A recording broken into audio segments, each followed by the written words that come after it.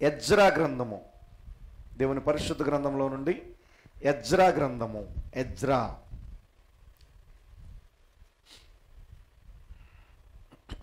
9వ అధ్యాయము, ఎజ్రా గ్రంథము 9వ అధ్యాయము మొదటి నుండి కొన్ని వచ్చిన భాగాలు మనం చదువుకుందాం.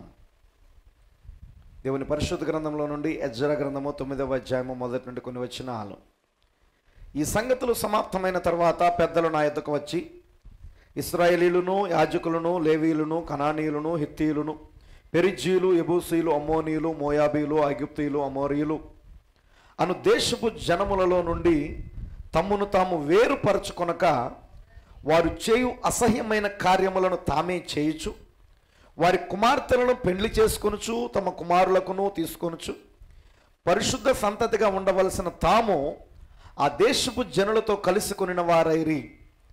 ఈ అపరాధము చేసిన వారిలో పెద్దలను అధికారులను నిజముగా ముఖ్యులయుండురని చెప్పిరి. నేను ఈ సంగతి విని నా వస్త్రమును పై దుప్పటిని చింపుకొని, నా తల వెంట్రుకలను, నా గడ్డపు వెంట్రుకలను పెరికి వేసుకొని విభ్రాంతిపడి కూర్చుంటుని, చెరపట్టబడిన వారి అపరాధమును చూచి ఇశ్రాయేలీయుల దేవుని మాటకు భయపడిన వారందరూ నా యొద్దకు కూడి వచ్చిరి. నేను విభ్రాంతి పడి సాయంత్రపు అర్పణ వేళ వరకు కూర్చుంటుని. సాయంత్రపు అర్పణ వేళను శ్రమ తీరగా నేను లేచి నా వస్త్రమును పై దుప్పటిని చింపుకొని మోకాళ్ళ మీద పడి నా దేవుడైన యెహోవా తట్టు చేతులెత్తి, నా దేవా, నా దేవా, నా ముఖము నీ వైపు ఎత్తుకొనుటకు సిగ్గుపడి కిన్నుడనై ఉన్నాను. మా దోషములు మా తలలకు పైగా హెచ్చి ఉన్నవి, మా అపరాధము ఆకాశమంతా ఎత్తుగా పెరిగి ఉన్నది. ఇవన్నీ మీరు ఇంటికి వెళ్ళినాక చదవండి. తర్వాత వచనాలు 15వ వచనానికి వస్తున్నాను నేను. యెహోవా, ఇశ్రాయేలీయుల దేవా, నీవు నీతిమంతుడవై ఉన్నావు, అందువల్లనే నేటి దినమున ఉన్నట్లుగా మేము శేషించి నిలుచుచున్నాము. చిత్తగించుము, మేము నీ సన్నిధిని అపరాధులము గనుక నీ సన్నిధిని నిలుచుటకు అర్హులము కామని ప్రార్థన చేసితిని. 10వ అధ్యాయము 1వ వచనం. ఎజ్రా ఏడ్చుచు దేవుని మందిరం ఎదుట సాష్టాంగపడుచు పాపమును ఒప్పుకొని ప్రార్థన చేసెను. ఇశ్రాయేలీయులలో పురుషులు, స్త్రీలు, చిన్నవారు మిక్కిలి గొప్ప సమూహముగా అతని యొద్దకు కూడి వచ్చి బహుగా ఏడవగా. ప్రార్థన. మహాగణుడా, గొప్ప దేవుడా, జీవాధిపతి, మీకు స్తోత్రములు నాయన. ఈ ఉదయకాల ఆరాధన బట్టి మీకు స్తోత్రములు. ఇంతవరకు నాకు మాకు తోడుగా ఉన్న దేవుడవి, చదవబడిన లేఖనాలను బట్టి నీకు స్తోత్రములు. మా ప్రభువా, మా దేవా, మీరు నిరంతరము స్తోత్రార్హుడు అయినావయ్యా. మీ కృపను మేము వేడుకుంటున్నాం ప్రభువా. ఈ వాక్యమును విరిచి మాకు వడ్డించండి. ఈ గడికి మీరు సిద్ధపరిచిన వాక్యము ద్వారా మాతో మీరు మాట్లాడండి. నీ అభిషేకాన్ని కృమ్మరించండి నాయన. మీ అభిషేకంలోని మీరు మాతో మాట్లాడుచున్నప్పుడు వినగలిగే చెవి మాకు దయచేయండి. గ్రహించే హృదయం, లోబడే మనసు మాకు దయచేయమని మమ్మల్ని మేము పరిపూర్ణంగా మీకు సమర్పించుకుంటూ ప్రభువా, మా యొక్క జీవితాలని, మా ప్రాణాత్మ శరీరాలను మీకు సమర్పిస్తూ యేసుక్రీస్తు పరిశుద్ధ నామమున ప్రార్థిస్తున్నాము. ఆమేన్, ఆమేన్. దయచేసి కూర్చోనండి.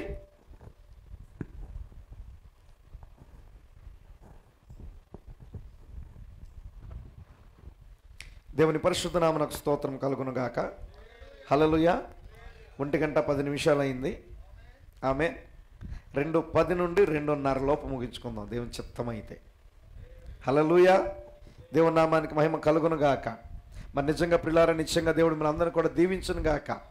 మనం ఒకే ఆరాధన కలిగి ఉంటున్నాం కానీ హల్లెలూయా, మరి 2 వర్తమానాలు కలిపి అంటే 2 కూడికల్లో ఉన్న వర్తమానాన్ని మనం వింటున్నాం. మరి నిజంగా గత ఆదివారం దేవునికి స్తోత్రం కలుగును గాక, ఇంచుమించు 12:40 నుంచి 4:10 వరకు మీరు అందరూ అలా కూర్చొని వాక్యం ఉన్నారంటే నిజంగా దేవుని కృప. దేవుడు మనందరినీ కూడా దీవించును గాక. హల్లెలూయా. ఈ వారం ఏం టెన్షన్ పడొద్దు. హల్లెలూయా. ఎందుకంటే మనకు తర్వాత చాలా కార్యక్రమాలు ఉన్నాయి. దేవుని నామానికి మహిమ కలుగును గాక. కొద్ది నిమిషాలు దేవుని యొక్క వాక్యాన్ని మనం ధ్యానం చేద్దాం ప్రియులారా. దేవునికి స్తోత్రం కలుగును గాక. గత 2 వారాల కూడికలో మనం ధ్యానించాం గౌరవములు. ఆమె గౌరవములు. దేవునికి స్తోత్రము కలుగును గాక. దేవుని యొక్క వాక్యానికి, దేవుని ద్వారా పంపబడిన వ్యక్తిని మనం గౌరవిస్తే ఏ రీతిగా మనం దీవెన పొందుకుంటామో మనం చూసాము. ఆ గౌరవాన్ని తృణీకరిస్తే ఏ రీతిగా ఆ యొక్క శాపము తీర్పు ప్రజల మీదకి వచ్చిందో మనం చూస్తున్నాం. నిజమేనా? హల్లెలూయా. గమనించిన ప్రియులారా, 11వ ఆజ్ఞను మనం చూసాం దేవుని యొక్క పరిశుద్ధ గ్రంథంలో నుండి. హల్లెలూయా. నేను మీకు ఒక క్రొత్త ఆజ్ఞను ఇచ్చుచున్నానని చెప్పాడు ఆయన. ఏంటా క్రొత్త ఆజ్ఞ? నేను మిమ్మల్ని ప్రేమించిన ప్రకారము మీరును ఒకరినొకడు ప్రేమించుడి. నిన్ను వలే నీ పొరుగువాన్ని ప్రేమించుమన్న ఆజ్ఞ కాదు ఇక్కడ. హల్లెలూయా. నేను మిమ్మల్ని ప్రేమించిన ప్రకారము మీరును ఒకరినొకరు ప్రేమించుడి. ఆయన మనల్ని ప్రేమించాడు. హల్లెలూయా. నిన్ను వలే నీ పొరుగువాన్ని ప్రేమించమనేటువంటి కార్యాన్ని మనం విన్నప్పుడు కొన్నిసార్లు మన జీవితం మీద మనకే ద్వేషం కలుగుతూ ఉంటుంది. మన జీవితం మీద మనకే కోపం కలుగుతూ ఉంటుంది. మన జీవితం మీద మనకే అసహ్యం కలుగుతూ ఉంటుంది. హల్లెలూయా. అదే కార్యాన్ని నువ్వు ఎదుటి వ్యక్తి మీద ప్రదర్శించవచ్చు. కానీ అక్కడ ఆయన నేను మిమ్మల్ని ప్రేమించిన ప్రకారము మీరును ఒకరినొకరు ప్రేమించునని నేను మీకు ఒక క్రొత్త ఆజ్ఞను ఇచ్చుచున్నాను అంటున్నాడు. ఏంటి క్రొత్త ఆజ్ఞ? ఆయన మనల్ని ప్రేమించాడు. ఎప్పుడూ ఆయన మనల్ని ద్వేషించలా. హల్లెలూయా. ఆయన ప్రేమించాడు. ఎంతగా మనల్ని ప్రేమించాడంటే మనం ఆయనకు దూరంగా ఉన్నప్పుడు ఆయన మనల్ని ప్రేమించాడు. మనం ఆయన్ని నిందించినప్పుడు ఆయన మనల్ని ప్రేమించాడు. మనం ఆయన నామానికి అవమానకరంగా ప్రవర్తించిన ఆయన మనల్ని ప్రేమించాడు. ఎంతగా ప్రేమించాడంటే తన కన్నా ఎక్కువగా ఆయన మనల్ని ప్రేమించాడు. హల్లెలూయా. తన ప్రాణం పెట్టడానికి కూడా ఆయన ఇష్టపడ్డాడు మన నిమిత్తం. తన ప్రాణము కన్నా ఎక్కువగా. దేవునికి స్తోత్రము కలుగును గాక. తన శరీరంలో ఉన్న ప్రతి రక్తపు బొట్టును కూడా ఆయన మన కొరకు కార్చాడు. దేవునికి స్తోత్రము కలుగును గాక. హల్లెలూయా. అయితే ప్రియులారా, ఆ యొక్క దేవుని ప్రేమను మనం చూసినప్పుడు ఆ ప్రేమను మనం కలిగి ఉండాలి. అదే దైవిక ప్రేమ. హల్లెలూయా. అదే దైవిక ప్రేమ, అదే అగాపే ప్రేమ. దేవుని నామానికి మహిమ కలుగును గాక. అయితే ప్రియులారా, మరి నిశ్చయముగా ఆ వర్తమానానికన్నా ముందు ఒక వర్తమానం నేను బోధించాలనుకున్నా. ఆమె చెప్పాను కదా, దానికన్నా ముందు ఒక వర్తమానం బోధించాలనుకున్నా. కానీ ఆ వర్తమానం బోధించకుండా గౌరవములు అనే వర్తమానాన్ని దేవుడు తీసుకొని వచ్చాడు. దేవుని నామానికి మహిమ కలుగును గాక. హల్లెలూయా. మరి నిజంగా ఆ యొక్క రెండుకు 3 కూడికల్లో మనం దాన్ని ధ్యానించాం. ఆ 3 కూడికల్లో కూడా అద్భుతమైన రీతిగా దేవుడు మనతో మాట్లాడాడు. హల్లెలూయా. నిజంగా నా మట్టుకు నేను ఎంతగానో దీవించబడ్డాను. దేవునికి స్తోత్రం కలుగును గాక. అయితే ఆ కూడికల సమయంలో అసలు నేను బోధించాలనుకున్న వర్తమానం ఏంటి అంటే, హల్లెలూయా, గత వారం మీకు చూపించాను కూడా. అది ఏంటిది? ఎర్రబారుచున్న ప్రవక్త, ఏ బ్లెస్సింగ్ ప్రాఫెట్. చాలా జాగ్రత్త గమనించిన ప్రియులారా, ఈ వర్తమానం కూడా కఠినమే. హల్లెలూయా. విశ్వాసికి తేలిక. హల్లెలూయా. లోకములో కొట్టుకుపోతున్న వాడికి కఠిన వర్తమానం. దేవునికి స్తోత్రము కలుగును గాక. ప్రత్యక్షత లేని వ్యక్తికి వాక్యము కఠినంగా ఉంటుంది. అభిషేకము లేని వ్యక్తికి వాక్యం కఠినంగా ఉంటుంది. ఈ వారంలో ఒక వీడియో పంపించారు నాకు. ఒక వీడియో నేను చూశాను. ఆ వీడియోలో 1 నిమిషం వీడియో. అది మన ఆంధ్రప్రదేశ్లో మంచి పేరు కలిగినటువంటి ఒక సేవకుడు. ఆయన ప్రసంగం చేస్తూ ప్రసంగం మధ్యలో 1 నిమిషం మాట్లాడాడు. 1 నిమిషం ఏం మాట్లాడాడు తెలుసా? విలియం బ్రెన్హామ్ ఈ గుంపు గురించి జాగ్రత్తగా ఉండండి. ఆయన ప్రసంగిస్తున్నప్పుడు ఏదో లైట్ వచ్చిందంట. నేను ప్రసంగిస్తుంటే ఎన్ని లైట్లు పడట్లా అన్నాడు. పిచ్చోడు. హల్లెలూయా. ప్రత్యక్షత లేని గుడ్డివాడు. ఆమేన్. పౌలు దమస్కు మార్గములో పౌలను దర్శించిన అగ్నిస్తంభం అదని ఎరగని గుడ్డి బోధకుడు అతడు. హల్లెలూయా. దేవునికి స్తోత్రము కలుగును గాక. ఇటువంటి వాళ్ళ ఆ కాలంలో కూడా పౌలుని నువ్వు వెర్రోడివి, పిచ్చి పట్టినోడివి. హల్లెలూయా. ఈవెన్ ఆయనతో ఉన్న మనుషులు కూడా ఏమన్నారు తెలుసా? నిన్నెవడు చూడమని. ఏదో వెలుగు కలిగింది అక్కడ. ఏదో లైట్ అనుకున్నారు, ఏదో మెరుపు అనుకున్నారు. దేవుని నామానికి మహిమ కలుగును గాక. హల్లెలూయా. ఏదో మెరుపు అనుకున్నారు. ఆమేన్.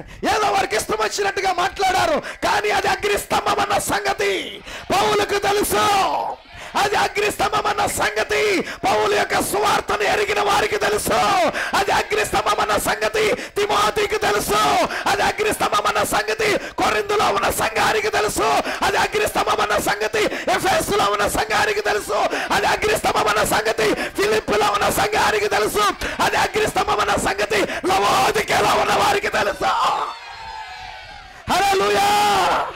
కేవలం ఆ రోజు మాత్రమే కాదు, లవోదికలో వారు ఉన్నది. హల్లెలూయా.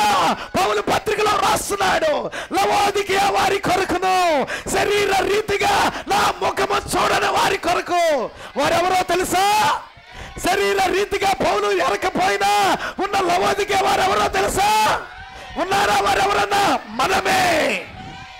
హల్లెలూయా. శరీర రీతిగా పౌలును చూడలేదు, ఆయన ముఖాన్ని చూడలేదు, ఆయన మనలను చూడలేదు, కానీ పత్రికలో రాస్తున్నాడు, లవోదికయ వారి కొరకును శరీర రీతిగా నా ముఖము చూడని వారి కొరకును ఈ పత్రిక నేను రాస్తున్నాను. హల్లెలూయా. దేవునికి మహిమ కలుగును గాక. ప్రత్యక్షత లేని వాళ్ళు గుడ్డి బోధకులు. ఆమేన్. ఏదేదో మాట్లాడచ్చు. లైట్ అండి, నా మీద ఎన్ని లైట్లు పట్ల పిచ్చోడా. ఎంతమంది అరిశారు, ఎంతమంది కేకలు పెట్టారు, ఎంతమంది గొల్లు పెట్టారు. యాయిరు కుమార్తె లేచిందా? యాయిరు కుమార్తె లేచిందా? ఎంతమంది కదిలిచ్చారు. హల్లెలూయా. కానీ ఒక ఆయన ఉన్నాడు, ఆయన అరవలేదు, ఆయన కేకలు పెట్టలేదు. గదిలోకి వెళ్ళి తల్లి తాకుమి చిన్నదానా లమ్మని నీతో చెప్పుచున్నాను. వీళ్ళందరూ అనుకున్నారు, ఇప్పుడు దాకా మేము అరిశాంగా, ఇప్పుడు దాకా మేము కేకలేసాంగా. హల్లెలూయా. హల్లెలూయా. ఏ స్వరం వినపడాలా ఆ స్వరం వినపడాలా. ఈ లైట్లు కాదు నీ మీద పడేది, ఆ లైట్ ప్రత్యేకమైనది. హల్లెలూయా. అది నువ్వు అనుకునే లైట్ కాదు, అది నువ్వు అనుకునే ఫోకస్ లైట్ కాదు. ఒక రోజున ఆ వెలుగు ముందు నిలబడలేక నువ్వు పరిగెత్తే రోజు రాబోతుంది. హల్లెలూయా. దేవునికి మహిమ కలుగును గాక. ఈవెన్ ఈ రోజు ప్రవక్త పైనటువంటి అగ్ని అదొక లైట్ కాదు, ఇదొక ఫోటోజెనిక్ కాదు. అది హల్లెలూయా. అది దేవుని అగ్ని స్తంభం, అది దేవుని యొక్క హస్తం. అది నా ప్రియమైన సహోదరి సహోదరులారా, నిజమే అతను చెప్పుకున్నది కరెక్టే. నా మీద ఎన్ని లైట్లు లేవన్నాడు, ఆ లైట్లు మన మీద లేవు. కానీ ఆయన మీద పడే లైట్లు మన మీద లేవు, కానీ మన మీద ఉండాల్సింది ఉంది. అదృశ్యముగా ఉన్నది. ఆయన నా మీద ఎన్ని లైట్లు పడితే మీరు చూడట్లేదు, అది వాళ్ళకు కనపడే లైట్లు. అవి అదృశ్యమైన అదే అగ్ని స్తంభము, ప్రవక్తపై ఉన్న అదే అగ్ని స్తంభము. హల్లెలూయా. ఈ రోజు వధువుపై ఉన్నది. ఎంతమంది నమ్ముతున్నారు? ఈ రోజున ప్రవక్తపై ఉన్న అదే అగ్ని స్తంభం ఈ రోజు వధువుపై ఉన్నది. నా ప్రియమైన సోదరి సోదరులారా, we are not an ordinary people. మనము సామాన్యమైన ప్రజలం కాదు, అతీతమైన ప్రజలమై ఉన్నా, దేవుని అభిషేకము కలిగిన ప్రజలమై ఉన్నా, దేవుని యొక్క అగ్ని స్తంభం ద్వారా నడిపించబడుతున్న ప్రజలమై ఉన్నా. దేవునికి మహిమ కలుగును గాక. హల్లెలూయా. దేవుడు మనల్ని గుడ్డి వారిగా నడిపించట్లేదు ఈ రోజున. ఒకప్పుడు మనం గుడ్డి వారమే, ఒకప్పుడు దిగంబరులమే, ఒకప్పుడు దరిద్రులమే, కానీ ఈ రోజున చూచుచున్న వారము. హల్లెలూయా. కానీ ఈ రోజున చూచుచున్న వారము, ఈ రోజు సమస్తమును ఎరిగిన వారము, వస్త్రము ధరించుకున్న వారిగా ఉన్నాం ఈ రోజున. దేవుని నామానికి మహిమ కలుగును గాక. హల్లెలూయా. హల్లెలూయా. అది చూసి నేను అనుకున్నా, దేవుడు అక్కడ కార్యం చేయటం మొదలుపెట్టాడు, వాళ్ళ సంఘంలో కార్యం చేయటం మొదలుపెట్టాడు. అందుకే అక్కడ సగ తగిలింది, సంఘాన్ని కాపాడుకోవటానికి. హల్లెలూయా. ఏం కాపాడుకోవడానికి? నరకానికి వెళ్ళే వాళ్ళందరినీ రక్షించుకోవడానికి. హల్లెలూయా. నరకానికి వెళ్ళే వాళ్ళందరినీ రక్షించుకోవడానికి తప్పుడు బోధ చేస్తున్నాడు. దేవుని నామానికి మహిమ కలుగును గాక. హల్లెలూయా. ఒక సహోదరుడు నాకు మెసేజ్ పెట్టాడు, అదే వీడియో తర్వాత రోజున. ముందు మన బ్రదరే పెట్టాడు, ఎవరు పంపించారని. తర్వాత రోజున ఒక సహోదరుడు పెట్టాడు. పెట్టినప్పుడు నేను రిప్లై ఇచ్చాను వాట్సాప్లో, ఇటువంటి స్టూపిడ్ మెసేజ్ వినొద్దని చెప్పి. హల్లెలూయా. అన్న తర్వాత కరెక్ట్ పాస్టర్ గారు అని చెప్పాడు. చెప్పిన తర్వాత ఏదో ఫోన్ చేసి మాట్లాడాడు. నిన్నే ఫోన్ చేసి మాట్లాడినప్పుడు నేను అన్నా, వాస్తవం, తప్పుడు బోధలు చేస్తున్నారన్నాడు. అసలు అతను చేసేది తప్పుడు బోధ. ఏంటి తప్పుడు బోధ తెలుసా? అసలు బైబిల్ అదొక మినిస్ట్రీ, బైబిల్ వండర్స్. పిచ్చోడికి తెలియదు బైబిల్ వండర్స్ ఇక్కడ ఉన్నారని. జరిగిపోయిన దాని గురించి వాళ్ళకి ప్రసంగాలు. ఒక సినిమా యాక్టర్ చచ్చిపోతాడు, ఎందుకు చచ్చిపోతాడు? ఒక ఆదివారం ప్రసంగం. అదా దేవునికి మహిమ? హల్లెలూయా. డ్రగ్స్లో సినిమా యాక్టర్లు అరెస్ట్ అయితే ఈ వారం అంతా ప్రసంగం. అది ఏంటి? వాళ్ళకి ఇక ఏదో కొత్త విషయం కావాలి ప్రసంగించడానికి. హల్లెలూయా. ఈ లోకంలో జరిగే భౌతికమైన కార్యాలు కావాలి వాళ్ళకి ప్రసంగించడానికి. కానీ నా ప్రియమైన సోదరి సోదరులారా, మనకి అవి మాట్లాడుకునే సమయంలే. హల్లెలూయా. ఎందుకంటే మనం మర్మములతో ముడివేయబడి ఉన్నాం. మన జీవితమే మర్మం. దేవునికి స్తోత్రము కలుగును గాక. మర్మములను పరిశోధించుట రాజులకు ఘనత అని దేవుని ఒక వాక్యం సెలవిస్తుంది తెలుసా? హల్లెలూయా. మర్మములను శోధించుట రాజులకు ఘనత అని దేవుని యొక్క వాక్యం సెలవిస్తా ఉంది. ఆమేన్. ఈవెన్ ఈ మధ్యకాలంలో మన ఎంటైర్ మెసేజ్లో ఒక పాస్టర్ గారు, ఒక సేవకుడు ప్రసంగం చేస్తున్నాడు. ఏమని ప్రసంగం చేస్తున్నాడు తెలుసా? జాగ్రత్తగా వినండి ప్రియులారా, సంగమా చాలా అలర్ట్గా ఉండండి. హల్లెలూయా. తప్పుడు బోధలంటే ఎక్కడో లేవు. అపవాది నీ విశ్వాసాన్ని చెడగొట్టడానికి, నీ భక్తిని చెడగొట్టడానికి వర్తమాన ముసుగులో కూడా తిరుగుతున్నాడు వాడు. హల్లెలూయా. ఆయన ప్రసంగం చేస్తున్నాడు. ప్రజలు మర్మాలు మర్మాలు మర్మాలు అనిపోతున్నారు. మర్మాల మర్మరాల అన్నాడు. ఒక ఎంటైర్ మెసేజ్ పాస్టర్ ఆయన.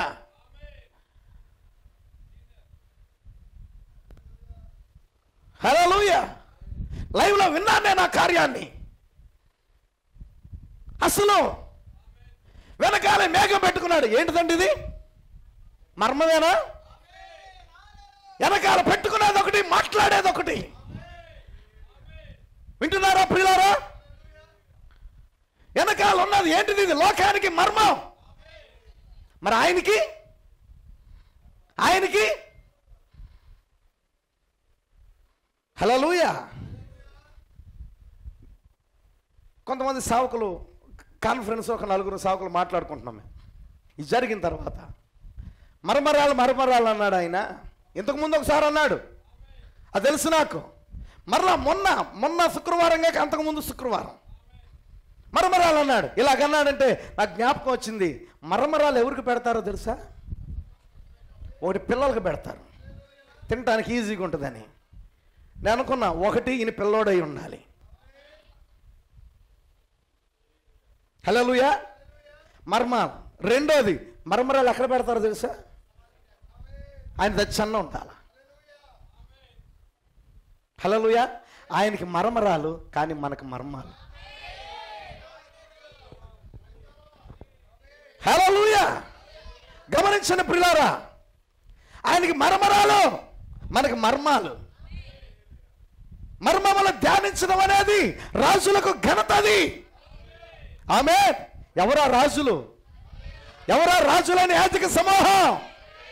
అది రాజులకైతే ఘనత, పిల్లలకేం తెలుసు? దేవునికి స్తోత్రము కలుగును గాక. గమనించండి నా ప్రియమైన సోదరి సోదరులారా, ఈరోజు ఈ గడి వర్తమానాన్ని నువ్వు నమ్మాలంటే ప్రత్యక్షత కావాలి. ప్రత్యక్షత లేకుండా ఈ వర్తమానాన్ని నీవు నమ్మలేవు. నాకు వర్తమానం తెలుసు తెలుసు తెలుసు తెలుసు తెలుసు అనేటువంటి ఒక భ్రమలో నీవు ఉంటున్నావు. కానీ ప్రత్యక్షత లేనంత కాలం నువ్వు ఎరిగింది ఏమీ లేదని అర్థం చేసుకో. హల్లెలూయా. అపోస్తలుడైన పౌలు అంటున్నాడు, ఆయనను నాకు బయలుపరపనను గ్రహించినప్పుడు మనుష్య మాత్రులతో నేను సంప్రదించలేదు. పౌలు ఎవరు? ఆయన అగ్ని స్తంభాన్ని కలుసుకున్నవాడు, అగ్ని స్తంభముతో మాట్లాడినవాడు. హల్లెలూయా. ఆయన అంటున్నాడు తన పత్రికలో, ఆయనను నాకు బయలుపరపను అనుగ్రహించినప్పుడు నేను మనుష్య మాత్రులతో సంప్రదించలేదు. నాకంటే ముందుగా అపోస్తలులైన వారి యొద్దకు నేను వెళ్ళలేదు. ఎక్కడికి వెళ్ళా? పిమ్మట నేను అరేబియా దేశానికి వెళ్ళాను. ఎందుకు వెళ్ళాడు అరేబియా దేశానికి? ఏం చేశాడు అరేబియా దేశంలో? దమస్కు మార్గంలో అగ్ని స్తంభంలో ప్రభువు ప్రత్యక్షమైనప్పుడు వెంటనే అడిగాడు, ప్రభువా మీరెవరు? మన బైబిల్లో నువ్వెవరు అన్నట్టుంది. హల్లెలూయా. ప్రభువా నీవెవడమని మాట్లాడినట్టుగా రాశారు తెలుగులో. ఒక యూదుడు ప్రభువా అని ఎవరిని పిలవడం. వింటున్నారా? హల్లెలూయా. ఒక యూదుడు ప్రభువా అని ఎవరిని పిలవడం. ఇప్పుడు ఆయన ప్రభువా అన్నాడంటే హల్లెలూయా ఏదో ఆయన తాకింది. రెండోది ప్రభువా అని నువ్వెవడం అంటారు. ఎవరన్నా మీరెవరు అని అడిగాడు. మన ట్రాన్స్లేషన్లో భాష తప్పుగా రాయబడింది. హల్లెలూయా. చూడండి, కొన్ని పదాలు కూడా తప్పుగా రాశారు. ఇంద్రధనుసు, ఇంద్రుడు ఉన్నాడు ఏంటి ధనుసు ఉండటానికి. రెయిన్బో అని ఉంది ఇంగ్లీష్లో, వర్ష ధనుస్సు. అది ట్రాన్స్లేట్ చేసిన వాళ్ళు ప్రారంభంలో వాళ్ళు అలా చేసేసారు. వాళ్ళు ఎరిగినటువంటి పేర్లను బట్టి ఆ దేవుడు అని చెప్పి అలాగా ఇంద్రధనుసు అని పెట్టారు. పరమగీతాల్లో కూడా ఆ వర్ణన చెప్తా అతని తల వెంట్రుకలు కృష్ణవర్ణం అంట. అంటే ఏంటండి? హల్లెలూయా. కాబట్టి కొన్ని ఆ ట్రాన్స్లేషన్ వచ్చినప్పుడు మనం జాగ్రత్తగా చదువుకోవాలి. ఉన్నట్టు చదవకూడదు. అక్కడ దేవునికి స్తోత్రము కలుగును గాక. హల్లెలూయా. గమనించండి ప్రియులారా, అగ్ని స్తంభాన్ని కలుసుకున్నాడు. ఎప్పుడైతే అగ్ని స్తంభాన్ని చూచాడో, ప్రభువా మీరెవరు? ఆయన అన్నాడు, నీవు హింసించున్న యేసుని. ధర్మశాస్త్రాన్ని ఎరిగినవాడు, ధర్మశాస్త్రాన్ని కంఠోపాఠం చేసినవాడు, ధర్మశాస్త్ర పండితుడు, గమాలియేలు అంతటి గొప్ప వాని దగ్గర శిక్షణ పొందినటువంటి వ్యక్తి. హల్లెలూయా. ఆయన ఎరిగాడు ఏంటి? అగ్ని స్తంభము మోషేతో ఉన్నది. అగ్ని స్తంభము మోషేను నడిపించింది. ఆ అగ్ని స్తంభము దేవుడై ఉండను ఎరిగిన వాడు. కాబట్టి ప్రభువా మీరెవరు? నీవు హింసించున్న యేసు నేను అన్నాడు. వెంటనే ఆయనకు అర్థమైపోయింది, అయ్యో ఈ యేసే కొత్త నిబంధనలో పాత నిబంధనలో ఉన్న యెహోవాయే, ఈ నజరేయుడని యేసని అతను గుర్తించి తన ధర్మశాస్త్రాన్ని పట్టుకొని అరేబియా దేశానికి వెళ్ళిపోయాడు. అరేబియా దేశానికి వెళ్ళిపోయి లేఖనాన్ని పరిశోధించడం ప్రారంభించాడు. ధర్మశాస్త్రాన్ని చదవటం ప్రారంభించాడు. నా ప్రియమైన సహోదరి సహోదరులారా, అగ్నిస్తంభాన్ని దర్శించిన తర్వాత ఆ ధర్మశాస్త్రము, ఆ బైబిల్ ఆయనకు కొత్త బైబిల్ అయింది. వింటున్నారా? ఏ ధర్మశాస్త్రాన్ని చదివాడో, ఏ ధర్మశాస్త్రాన్ని కంఠోపాఠం చేశాడో, ఏ ధర్మశాస్త్రం కొరకు నిలబడ్డాడో, ఆ ధర్మశాస్త్రము దమస్కు మార్గములో అగ్ని స్తంభము ద్వారా ప్రభు దర్శించిన తర్వాత అదే ధర్మశాస్త్రం ఒక నూతనమైందిగా కనపడింది. దానికి ఒక క్రొత్త బైబిల్ అయింది ఆయనకి. దేవునికి మహిమ కలుగును గాక. ఈ రోజు కూడా మన జీవితంలో మన చేతుల్లో ఉన్న ఈ పరిశుద్ధ గ్రంథమే, ఈ బైబిలే దేవుని ప్రత్యక్షత నీకు వచ్చినప్పుడు, దేవుని బయలుపాటు నీకు వచ్చినప్పుడు ఈ బైబిల్ ఒక క్రొత్త బైబిల్ అవుతుంది నీ జీవితంలో. ఇంతవరకు నువ్వు విన్న కార్యం కాదు, ఇంతవరకు నువ్వు చదివి నువ్వు అర్థం చేసుకున్న కార్యం కాదు. దేవుని ప్రత్యక్షత వేరు, దేవుని బయలుపాటు వేరు.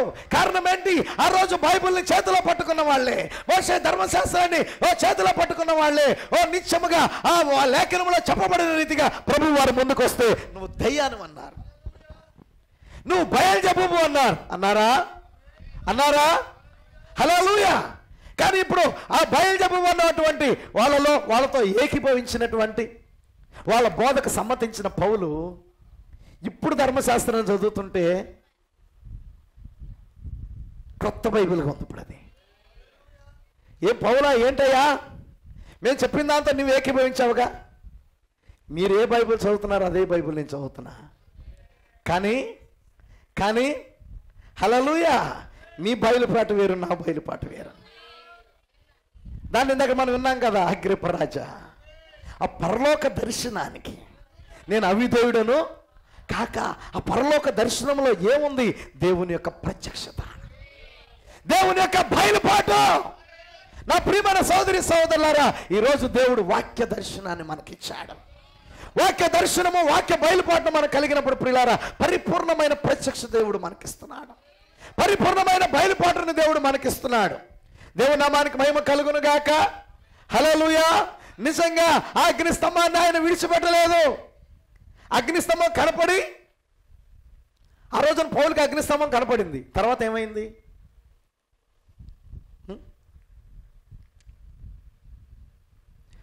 ఆ రోజున అగ్నిస్తంభాన్ని పౌలు దమస్కు మార్గంలో చూశాడు. చూసాడా? చూసిన తర్వాత అగ్నిస్తంభం ఏమైపోయి ఉంటుంది? నా ప్రియమైన సహోదరి సహోదరులారా, పౌలులోకి వచ్చింది అగ్నిస్తంభం. హల్లెలూయా! పౌలులోకి వచ్చింది అగ్నిస్తంభం. అగ్నిస్తంభం ఆయన నిలబెట్టింది. అగ్నిస్తంభం ఆయన బలపరిచింది. అగ్నిస్తంభం ఆయనతో మాట్లాడుతుంది. అగ్నిస్తంభం ఆయన బలపరుస్తుంది. అగ్నిస్తంభం అన్ని పరిస్థితుల్లో నుండి ఆయన తప్పిస్తుంది. హల్లెలూయా! అదే అగ్నిస్తంభం ఈ చివరి కాలంలో చివరి గడియ ప్రవక్త మీదకొచ్చింది. అంతేనా? హల్లెలూయా! హల్లెలూయా! అది ఎప్పటి నుండి ఆయన మీద ఉంది ఎవరికి తెలుసు? ఒక సమయంలో ఫోటోలో కనపడింది అంతే. ఆ రోజు వచ్చిందని ఉంది తెలుసా నీకు? ఆ రోజు కనపడింది. అవునా? దేవునికి స్తోత్రము కలుగును గాక. ఏ రోజు వచ్చింది అగ్నిస్తంభం? ఏ రోజు ఆయనలో ఉంది అగ్నిస్తంభం? నా ప్రియమైన సహోదరి సహోదరులారా, ఈరోజు ప్రవక్త పై ఉన్నటువంటి, ప్రవక్త కలిగి ఉన్నటువంటి అగ్నిస్తంభం వెళ్ళిపోలా. ఈరోజు వధువులోనికి వచ్చింది అగ్నిస్తంభాన్ని. ఈరోజు మనం కలిగి ఉన్నాం ప్రియులారా. దేవునికి మహిమ కలుగును గాక. ఆ అగ్నిస్తంభం ఈరోజు మనల్ని నడిపిస్తుంది. దేవునికి స్తోత్రం కలుగును గాక. అయితే గమనించండి, ఈ మధ్యాహ్న కాల సమయంలో మనం చదివినటువంటి లేఖన భాగం మనం చూస్తే, ఎజ్రా, ప్రవక్త అయిన ఎజ్రా ఒక ప్రవక్త. పాత నిబంధనలో ఒక ప్రవక్త ఎజ్రా. దేవునికి స్తోత్రం కలుగును గాక. జాగ్రత్తగా వినండి. ఎజ్రా దేవుని సముఖంలో సాష్టాంగపడి ప్రార్థన చేస్తున్నాడు. దేని కొరకు ప్రార్థన చేస్తున్నాడు? ఎజ్రా దేవుని సముఖంలో ఉండి, ప్రభువా నేను సిగ్గుపడుతున్నాను అంటున్నాడు. వింటున్నారా? ఒక ప్రవక్త దేవునికి ప్రార్థన చేస్తూ, ప్రభువా నేను సిగ్గుపడి కిన్నుడనయ్యానయ్యా అంటున్నాడు. ఏంటి, ఏం జరిగింది? మొదటి వచనం.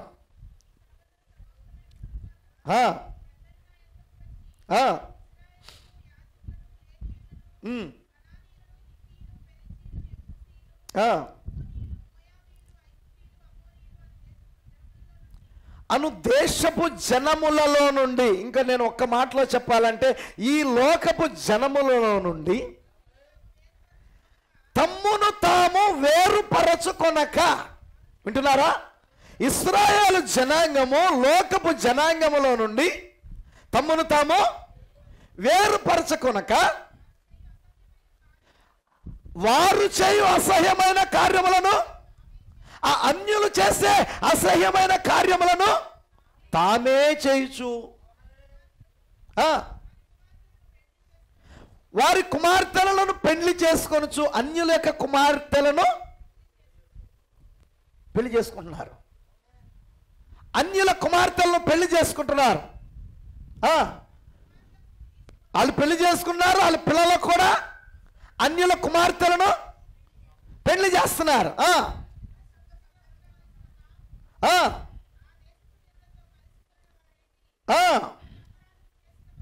చూడండి, పరిశుద్ధ సంతతిగా ఉండవలసిన వారు.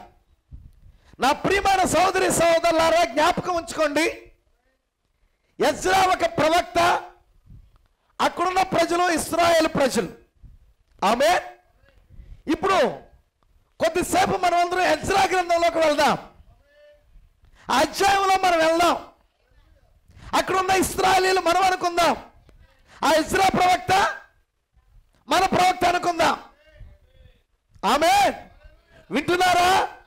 హల్లెలూయా. ప్రవక్త అన్నాడు, వాక్యము నీకు ప్రత్యక్షపరచబడాలంటే, వాక్యం యొక్క పరిపూర్ణమైన బయలుపాటు నీకు రావాలంటే, దాన్ని అనుభవించాలంటే వాక్యము లోనికి వెళ్ళాలా. హల్లెలూయా. ఓ మోషేతో అగ్నిస్తంభం ఉందండి అంటే, ఆ అగ్నిస్తంభం యొక్క అనుభూతిని నువ్వు అనుభవించాలంటే మోషే స్థానంలోకి నువ్వు వెళ్ళాలా. అందుకే చూడండి, నువ్వు ఎవరన్నా ఏదైనా ఇబ్బందిలో ఉన్నప్పుడు, ఏదైనా సమస్యలో ఉన్నప్పుడు బయటకు వచ్చిన 100 కబుర్లు చెప్తావు. అట్ట చేయని చివరి ఆడి కోపం వచ్చి అంటాడు, నా పొజిషన్లో నువ్వు ఉండి చూడు. అవునా? అవునా? నాకు వచ్చిన శ్రమ నా పొజిషన్లో నువ్వు ఉంటే అప్పుడు తెలిసింది నీకు అంటాడు. ఎస్, ఆ పొజిషన్కి వెళ్దాం. ఇప్పుడు ఆ స్థితికి మనం వెళ్తే అక్కడ జరుగుతున్న కార్యం ఏంటి, మన జీవితంలో ఉన్న పొరపాటు ఏంటి, ప్రవక్త ద్వారా దేవుడు ఏం మాట్లాడుతున్నాడు? దేవునికి మహిమ కలుగును గాక. హల్లెలూయా. మీరు అనుకోవచ్చు, ఎప్పుడో ఎజ్రా కాలంలో జరిగింది, ఇప్పుడు మనకెందుకండి? ఎప్పుడో క్రీస్తు పూర్వం ఎప్పుడో అయిపోయింది, ఇప్పుడు మనకెందుకండి? నా ప్రియమైన సహోదరి సహోదరులారా, ఎప్పుడో అయిపోయింది, మనకు అవసరం లేకపోతే దాన్ని దేవుడు ఈరోజు మన పుస్తకంలో, మన మధ్యలో ఉన్న బైబిల్లో ఉంచేవాడు కాదు. ఎన్నో పుస్తకాలు రాయబడ్డాయి, అన్నీ చేర్చబడాలి పరిశుద్ధ గ్రంథంలోకి. హల్లెలూయా. మొన్న ఈ మధ్య మీకు చెప్పా కదా, పౌలు గారు కొరింథీయులకు ఎన్ని పత్రికలు రాశాడు? 3 రాశాడు. కానీ మన దగ్గర ఎన్ని ఉన్నాయి? 2 ఉన్నాయి. దేవుడు 2 అనుమతించాడు. మొదటి పత్రిక ఎగిరిపోయింది. మొదటి పత్రిక నా ప్రజలు దాచిపడేశారు బయటికి రాకుండా, అంత ఖండితంగా. హల్లెలూయా. చాలా ఖండితంగా వాళ్ళని గద్దిస్తూ ఖండిస్తూ రాశాడు ఆ పత్రిక. పౌలు అంత గట్టిగా మాట్లాడి తిరిగితే ఆ తిట్లు తట్టుకోలేక ఆ లెటర్ను దాచిపారేశారు ఊరు కనపడకుండా. పౌలు గారు మరి 3 రాశాడని మీకట్టే తెలుసు అనొచ్చు. మొదటి పత్రికలో అంటాడు, దీని గురించి ఇంతకు ముందే నా మొదటి పత్రికలో రాశానని మొదటి పత్రికలో ఉంది. అంటే మన దగ్గర ఉన్న మొదటిది కాదు, రెండోది. దేవునికి స్తోత్రం కలుగును గాక. హల్లెలూయా. అంతేగాని అక్షరార్థంగా 66 అంతే నేను నమ్ముతాను, ఇంకేం లేదు, పౌలు రాయలేదు గీయలేదు, నీకు తెలుసా అంటే చూడు వాక్యం. దేవునికి స్తోత్రం కలుగును గాక. హల్లెలూయా. గమనించండి ప్రియులారా, ఇప్పుడు యెషయా గ్రంథంలోనికి మనం వెళ్దాం. ఇక్కడ మనం చూస్తున్నప్పుడు భూమి మీద ఉన్నటువంటి పరిశుద్ధ రక్తం ఎవరిదన్నా ఉంది అంటే ప్రవక్త అన్నాడు, అది యూదుల రక్తం మాత్రమే. దేవునికి స్తోత్రం కలుగునగాక. ఎర్రబారుచున్న ప్రవక్త, దేవునికి స్తోత్రం కలుగునగాక.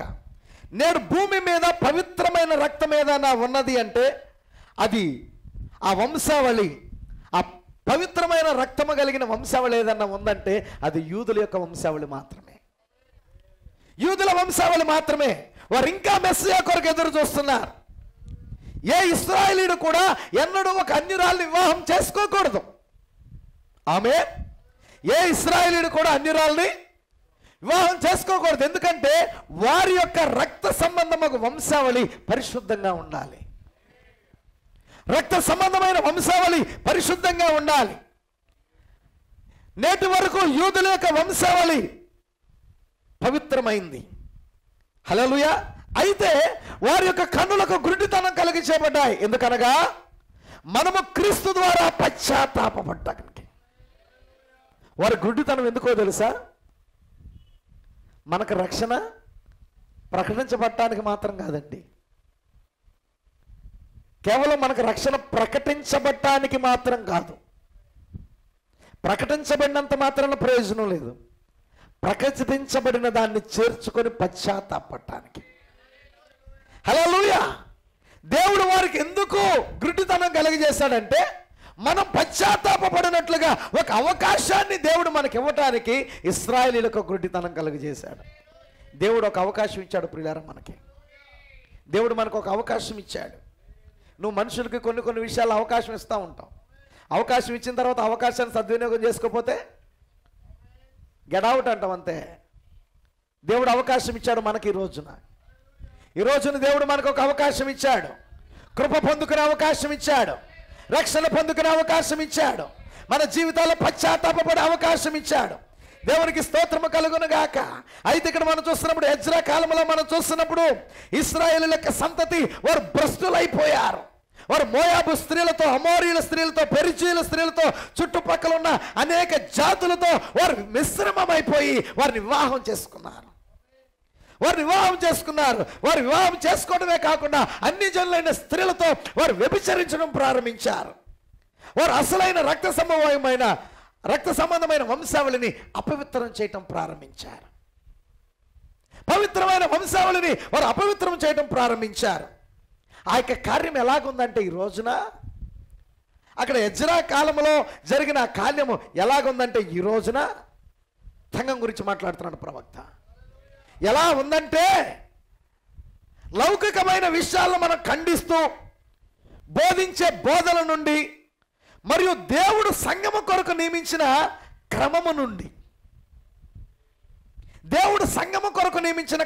నుండి నేటి సంఘాలు దారి తప్పి పతనమైపోయాయి. లౌకికమైన విషయాల్ని ఖండించుచు బోధించే బోధల నుండి, ఖండింపు బోధ అంటే ప్రజలకు ఇష్టం ఉండదు. దేవుడు నిన్ను దీవించను గాక, దేవుడు నిన్ను ప్రేమిస్తున్నాడు, యేసు నిన్ను ప్రేమిస్తున్నాడు, దేవుడు నిన్ను కాపాడును గాక అంటే ఇక నువ్వు వచ్చింది మొదలుకొని వెళ్ళేదాకా చెప్తా ఉంటే ఎంత మంచి సంఘమో, ఎంత మంచి పాస్టర్ గారు, ఎంత మంచి దేవుడు. హల్లెలూయా. అట్లా చెప్పకుండా హల్లెలూయా, నమ్మి బాప్తీసం పొందిన వాడు రక్షించబడును, నమ్మని వారికి శిక్ష విధించబడును, ఇప్పుడు నువ్వు జీవితం ఇవ్వకపోతే నువ్వు చస్తావు, నువ్వు నరకానికి పోతావు అన్నావు అనుకో. అసలు ఒక్క మాట అన్నా దేవుడు నిన్ను దీవించును గాక అంటాడేమోనంటే ఒక్క మాట లేదండి. వెళ్ళిన దగ్గర నుండి వచ్చేదాకా నమ్ముతావా తెస్తావా, నమ్ముతావా తెస్తావా, నమ్ముతావా తెస్తావా, నీ జీవితం దేవుడికి ఇస్తావా పోతావా. ఇది అసలు మాటనంటే అసలు భయం వేసిపోతుంది మాకు. నా ప్రియమైన సహోదరి సహోదరులారా, ఈరోజు ప్రజలకి నిమిరేవాళ్ళు కావాలి, ప్రజలకి నిమిరేవాళ్ళు కావాలి. దేవునికి స్తోత్రం కలుగును గాక. హల్లెలూయా. వింటున్నారా? సంఘ క్రమము నుండి, నియమించిన క్రమం నుండి నేను చేశాను సహోదరుడు ఫోన్ అన్నాను కదా, నేను ఆ వ్యక్తి అసలు వాక్యంలో లేడు, ఆయన భార్య ఒక బోధకురాలు, లేదు ప్రవక్త నమ్మొద్దని చెప్పాడన్నా కదా, ఆయన భార్య ఒక బోధకురాలు. కావాలంటే చూడని ఒక స్క్రీన్ షాట్ నేను పంపించా అతనికి.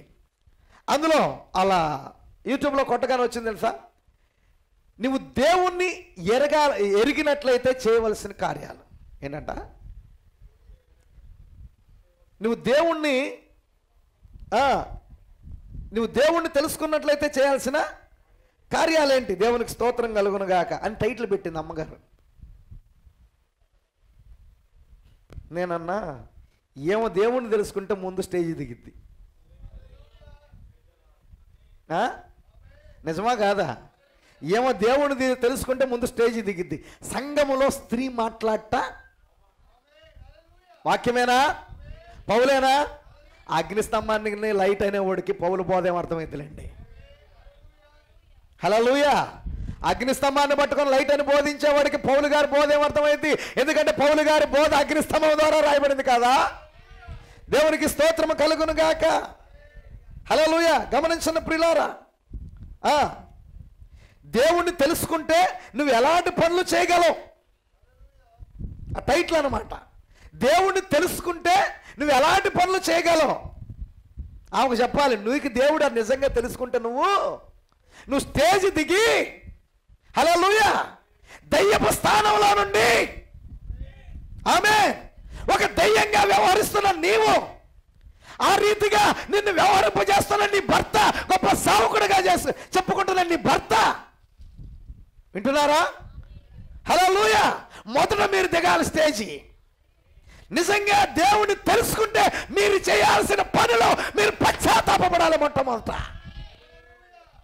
అయ్యో వాక్యాన్ని నేను త్రోసివేశానే, ఓ దేవుని యొక్క వాక్యాన్ని తృణీకరించానే అని. కానీ ప్రజలకు అయ్యేం తెలీదు, ప్రజలకు అయ్యేం తెలీదు. గొప్ప సేవకుడు అండి, అసలు యూట్యూబ్లో నెంబర్ 1 అండి, యూట్యూబ్లో. అంతేగాని దేవుని చిత్తంలో కాదన్న సంగతి జనులకు తెలియదు. హల్లెలూయా. నంబర్ 1 ప్రసంగికుడండి, ఎస్ దయ్యం చేతిలో. హల్లెలూయా.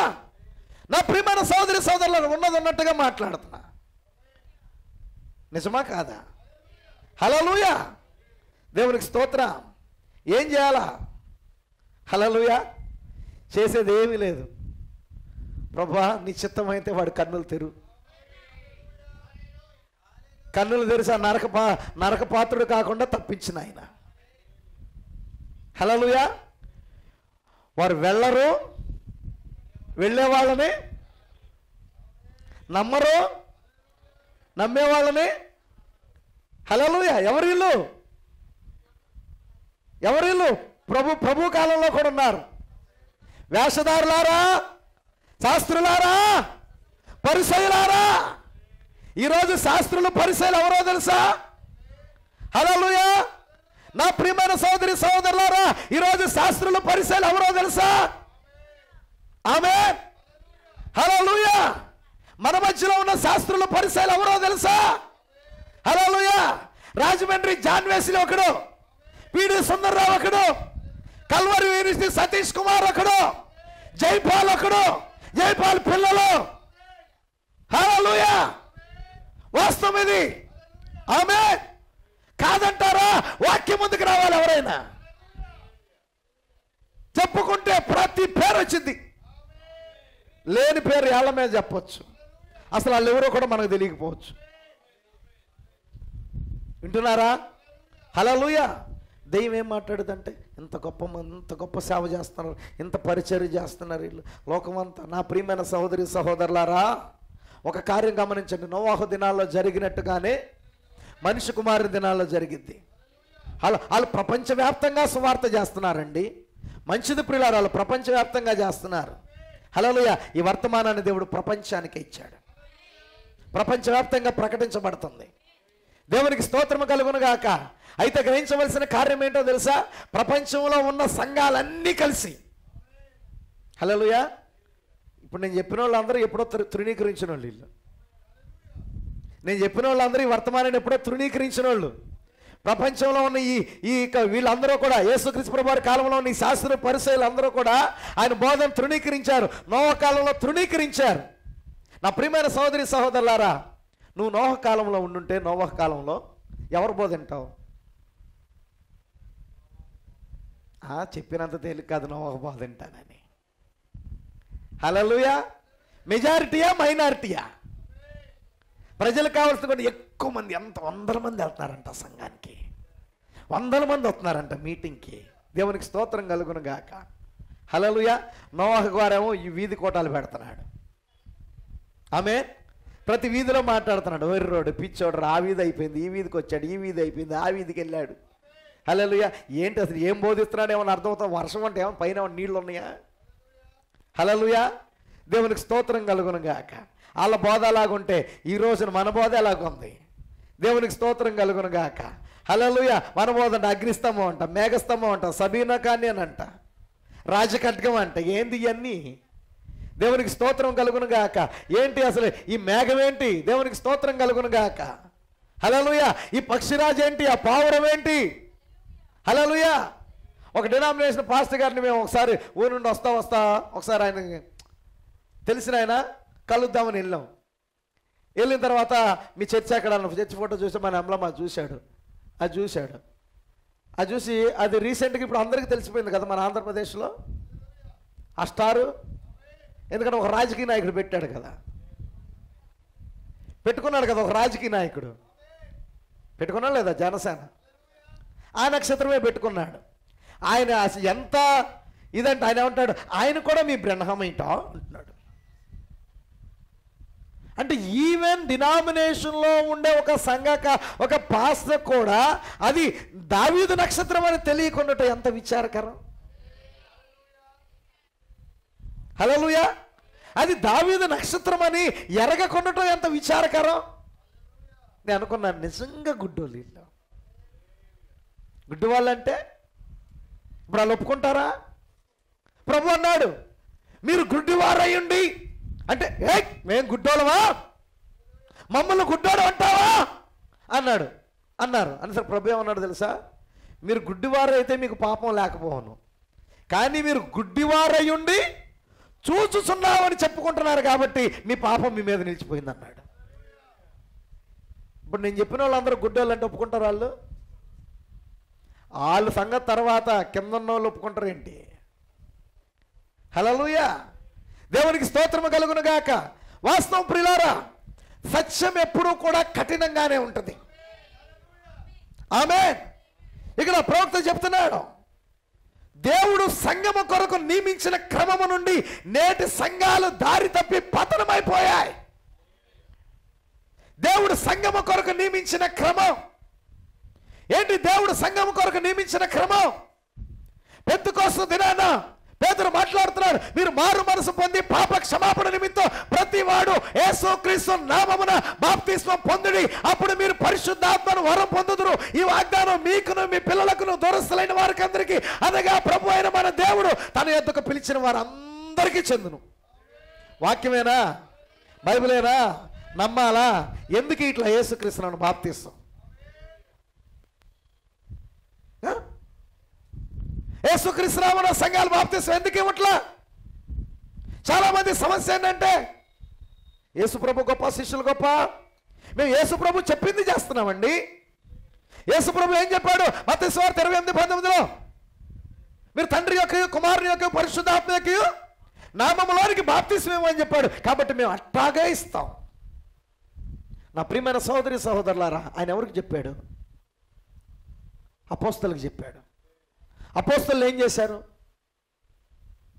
ఎక్కడైనా ఎవరైనా పరిశుద్ధ గ్రంథంలో ఏ పరిస్థితులైనా, ఏ సిచ్యువేషన్లో ఎక్కడైనా సరే తండ్రి యొక్క, కుమారుని యొక్క, పరిశుద్ధాత్మ యొక్క నామంలోనికి బాప్తిసం ఇస్తానని ఇచ్చినట్టుందా? ప్రత్యక్షంగా కానీ పరోక్షంగా కానీ 11 చోట్ల యేసుక్రీస్తు నామమున బాప్తిసం ఇచ్చినట్టుంది. అంటే యేసుప్రభు చెప్పిన శిష్యులు చేశారా లేదా? హల్లెలూయా. కొంతమంది ఇంకొక అడుగు ముందుకేసి యేసుప్రభు చెప్పిన శిష్యులు చేయలేదండి, అది తప్పిపోయారు. ప్రతి మనిషికి బలహీనత ఉంటుంది కాబట్టి శిష్యుల బలహీనత అదంట. నా ప్రియమైన సహోదరి సహోదరు, శిష్యుల బలహీనత అదైతే శిష్యుల పత్రికలు నీ యొక్క బైబిల్లోని తీసేయాలి, అలా రాసిన సువార్తలు తీసేయి. ఆమేన్. హల్లెలూయా. గమనించిన ప్రియులారా, ఒక లేఖనము కాదు, ప్రతిదానికి 2 లేక 3 సాక్ష్యాలు ఉండాలి. దేవునామానికి మహిమ కలుగునుగాక. గమనించిన ప్రియులారా, అపవాది అసలు రక్షణకరమైన దేవుని నామాన్నే ఈరోజు లోకం యొక్క రక్షణ ప్రణాళికలో లేకుండా తీసేశాడు. దయ్యాలు అల్లగొట్టాలంటే ఏ నామం? రోగికి ప్రార్థన చేయాలంటే యేసునామం. బాప్తిసం పొందాలంటే అది మాత్రం కాదు. పైగా మనకు ఒక పేరు, వాళ్ళు మనకు పెట్టే పేరు వీళ్ళు యేసునామం వాళ్ళు. ఎస్, అవును. ఆ నామంలోనే శక్తి, ఆ నామంలోనే రక్షణ, ఆ నామంలోనే నిత్య జీవం. హల్లెలూయా. ఆ నామం లేకుండా దెయ్యాన్ని అల్లగట్టు చూద్దాం. ఈవెన్ తెలియకుండానే వాళ్ళు దేవదోషం చేస్తున్నారు ప్రియులారా. వీళ్ళు యేసునామం వాళ్ళు. అంటే నీదేనామో దెయ్యం నామా? 2 ఒకటి దేవుని ఆత్మ, రెండోది దురాత్మ. వేరే ఆత్మలు లేవు. లోకం నడిపించబడేది 2 ఆత్మల ద్వారా. అయితే దేవుని ఆత్మను నిన్ను నడిపించాలి, లేకపోతే దైవాన్ని నిన్ను నడిపించాలి. హల్లెలూయా. నువ్వు దేవుని ద్వారా నడిపించబడట్లేదంటే, ఆమేన్. నా ప్రియమైన సహోదరి సహోదరులారా, నువ్వు దేవుని యొక్క వాక్యానికి లోబట్టలేదంటే దెయ్యం నిన్ను ఏలుబడి చేస్తున్నాడని అర్థం. వాక్యానికి నువ్వు లోబట్టలేదంటే దెయ్యం నిన్ను ఏలుబడి చేస్తున్నాడని అర్థం. హల్లెలూయా.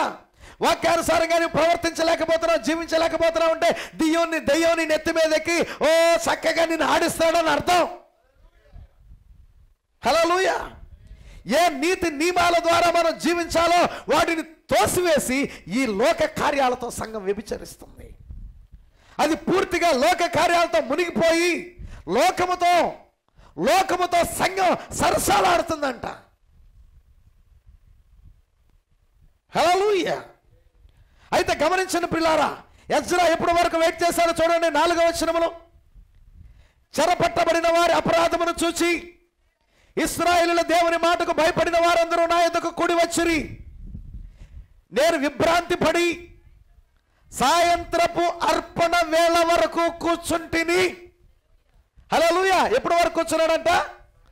సాయంత్రపు అర్పణ, ఈవినింగ్ టైం, సాయంకాల నైవేద్యం అర్పించే సమయం. నా ప్రియమైన సహోదరి సహోదరులారా, ఎజ్రా ఎప్పటి వరకు వెయిట్ చేశాడో తెలుసా? ప్రజల యొక్క అపరాధాల నిమిత్తం, ప్రజల యొక్క పాపముల నిమిత్తం దేవుని సముఖంలో ప్రార్థించడానికి ఎప్పటి వరకు వెయిట్ చేశాడో తెలుసా? ఎప్పటి వరకు వెయిట్ చేశాడు? సాయంకాల అర్పణ సమయం వరకు. నా ప్రియమైన సహోదరి సహోదరులారా, సాయంకాల సమయం అనగా ఏది? హల్లెలూయా. ఏది సాయంకాల సమయం? ఏది సాయంకాల అర్పణ అర్పించే సమయం? ఏది? ఈ రోజు మనం జీవిస్తున్న కాలమే సాయంకాల అర్పణ అర్పించే సమయం అయి ఉన్నది. హల్లెలూయా. అస్తమయ కాలమున వెలుగు కలిగే సమయం ఇదే. This is the evening time. Hallelujah. ప్రవక్త ఎదురు చూస్తున్నాడు, సాయంకాల అర్పణ వరకు ఎదురు చూస్తున్నాడు. 5వ వచనం, సాయంత్రపు అర్పణ వేళను శ్రమ తీరగా నేను లేచి నా వస్త్రమును పై దుప్పటిని చింపుకొని మోకాళ్ళ మీద పడి నా దేవుడని యెహోవా తట్టు సాయంకాలపు అర్పణ సమయంలో హల్లెలూయా ఈవినింగ్ టైం మనము జీవిస్తున్న కాలము ఎటువంటి కాలమో తెలుసా ప్రియులారా? హల్లెలూయా ఎటువంటి కాలమో తెలుసా? నేను లేచి నా వస్త్రాన్ని పై దుప్పటిని హల్లెలూయా చింపుకొని మోకాళ్ళ మీద పడి నా దేవుడైన యెహోవా తట్టు చేతులెత్తాల్సిన సమయం ఇది. హల్లెలూయా మోకాళ్ళ మీద పడి దేవుడైన యెహోవా వైపు చేతులెత్తాల్సిన సమయంలో మనం ఉన్నాం ప్రియులారా. కానీ నువ్వు ఎక్కడున్నావు ఈ మధ్యాహ్నం? ఈ సమయంలో నీ జీవితం ఎక్కడుంది? నీ క్రియలను బట్టి పశ్చాత్తాపడుతున్నావా? నీ అతిక్రమాన్ని బట్టి పశ్చాత్తాపడుతున్నావా? నీ అపరాధాన్ని బట్టి దేవుని కృపను వేడుకుంటున్నావా? పశ్చాత్తాపడవలసిన సమయం ఇది. మోకాళ్ళ మీద పడి నీ చేతులు దేవుని వైపు ఎత్తి నా దేవా నా దేవా నా ముఖము నీ వైపు ఎత్తుకొనుటకు సిగ్గుపడి కిన్నుడై ఉన్నాను. ఒక ప్రవక్త ఎంత వేదనతో ఎంత రోదనతో ప్రార్థిస్తున్నాడో చూడండి ప్రియులారా. దేవుని సముఖంలో మోకాళ్ళ మీద పడి చేతులు దేవుని వైపు ఎత్తి నా దేవా నా దేవా నా ముఖము నీ వైపు ఎత్తుకోవడానికి సిగ్గుపడుతున్నానయ్యా. నా ముఖం నీ వైపు చూపడానికి సిగ్గుపడుతున్నానయ్యా. హల్లెలూయా అపరాధము చేసిన వాడికి నేను అపరాధము చేశాను, తప్పు చేసిన వానికి నేను తప్పు చేశాను, పాపము చేసిన వానికి నేను పాపము చేశాను అనే గ్రహింపు వచ్చినప్పుడు ముందుకు రావడానికి భయపడతాడు. ఏదేనులో ఆదామవ్వలు పాపము చేస్తున్నప్పుడు దేవుని ముందుకు రావడానికి భయపడ్డారు. నిజమేనా? దేవుని ముందుకు రావడానికి భయపడ్డారు. హల్లెలూయా ఇక్కడ హెచ్చర అంటున్నాడు, ఓ ప్రభువా ఇక్కడ ఆయన కాదు, ఆయన యొక్క జనాంగము కొరకు ప్రార్థన, ఆయన కాలంలో ఉన్న ప్రజల కొరకు ప్రార్థన. అయ్యో ప్రభువా వీరందరికీ నేను బాధ్యత వహించాలి కదా నాయన, వీరందరూ అపరాధం చేశారు కదా ప్రభువా, వీరందరూ అపరాధాన్ని బట్టి నీ ఎదుట ముఖం చూపించడానికి కూడా నేను సిగ్గుపడుతున్నానయ్యా. హల్లెలూయా మా దోషములు మా తల్లకు పైగా హెచ్చి ఉన్నవి, మా అపరాధములు ఆకాశమంతా. హల్లెలూయా హల్లెలూయా నా ప్రియమైన సహోదరి సహోదరులారా, అనేక మంది నేటికి కూడా అపరాధములు చేస్తూ కూడా ఎరగని స్థితిలో ఉన్నారు, పాపము చేస్తూ కూడా ఎరగని స్థితిలో ఉన్నారు, పశ్చాత్తాప పడలేని స్థితిలో ఉన్నారు. ప్రజలకి కొంతమందికి అహం అడ్డు వస్తుంది, వాళ్ళ ఇగో అడ్డం వస్తుంది. నేనేంటి నేనేంటి నేను నేను అనే ఇగో అది చచ్చినప్పుడే నువ్వు క్రీస్తువాడవు అవుతావు. హల్లెలూయా నేను అనే ఆమె చచ్చినప్పుడే నువ్వు క్రీస్తువాడవు అవుతావు. హల్లెలూయా ఒక ఆయన అన్నాడు, ఐ అనే నేను, ఐ అంటే ఏమిటి ఇంగ్లీష్లో? ఐ అంటే నేను, అయ్యా ఐ అనే నేను కొట్టివేయబట్టమే సిలువ అన్నాడు.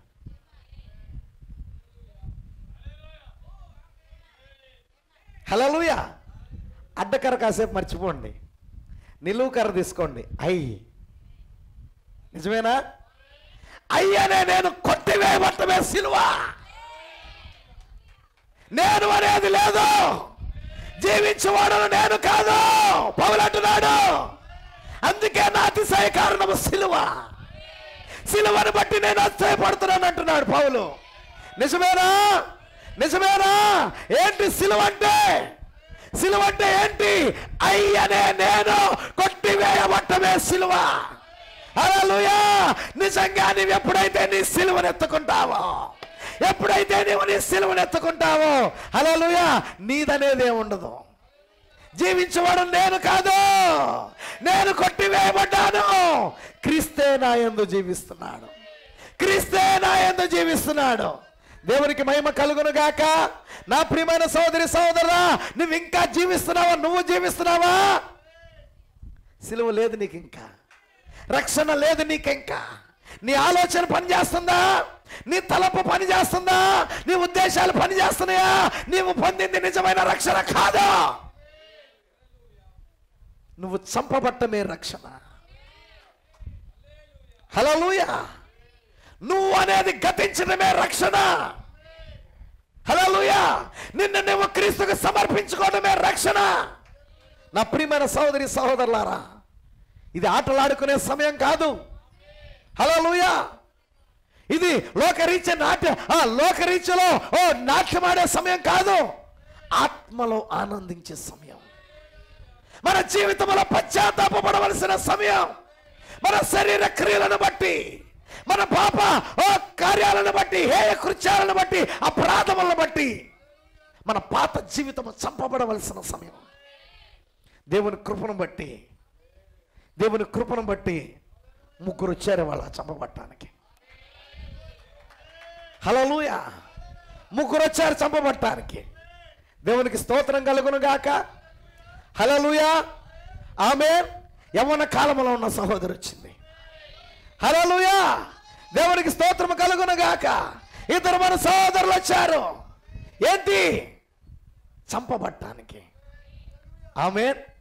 సమాధి కార్యక్రమం చూడటానికి వచ్చే వాళ్ళందరినీ దేవుడు దీవించును గాక. హల్లెలూయా. మన గురువారం ఒక భౌతికమైన సమాధి చేశాం, కానీ వాళ్ళ ఆత్మీయంగా ముగ్గురిని సమాధి చేయబోతున్నాం. కానీ ఇక్కడ గొప్ప విషయం ఏంటంటే, ఎవరన్నా ఆఖరి చూపు చూసుకోవాలంటే చూసుకోండి. పాత మనుషుల్ని, పాత వాళ్ళని ఎవరన్నా ఆఖరి చూపు చూసుకుంటే రెండు కబురు చేసుకున్నారా? హల్లెలూయా. ఆమె ఇంతకుముందు నేను ఎప్పుడో అక్కడో గుర్తులేదు కానీ, హల్లెలూయా, ఏదర్లో చెప్పానంట. దేవునికి స్తోత్రం కలుగును గాక. ఏం చెప్పాను తెలుసా? బాప్తిసం పొందే వాళ్ళు, బంధువులు, స్నేహితులు అందరూ కబురు చేసుకోండి. ఇదిగో ఇప్పుడు నువ్వు చూస్తున్నా, నన్ను ఆఖరి చూపు ఇప్పుడే చూసుకో. హల్లెలూయా. రేపు నుండి నా కుటుంబం మారుతుంది. రేపు నుండి నా బంధువులు మారుతున్నారు. హల్లెలూయా. రేపటి నుండి నా పౌరసత్వం మారుతుంది. రేపటి నుండి నేను నిత్య జీవం పొందుకుంటున్నాను. రేపటి నుండి నేను పరలోకవాసిగా మారుతున్నాను. రేపటి నుండి నా నడవడిక మారుతుంది. రేపటి నుండి నా పేరు మారుతుంది.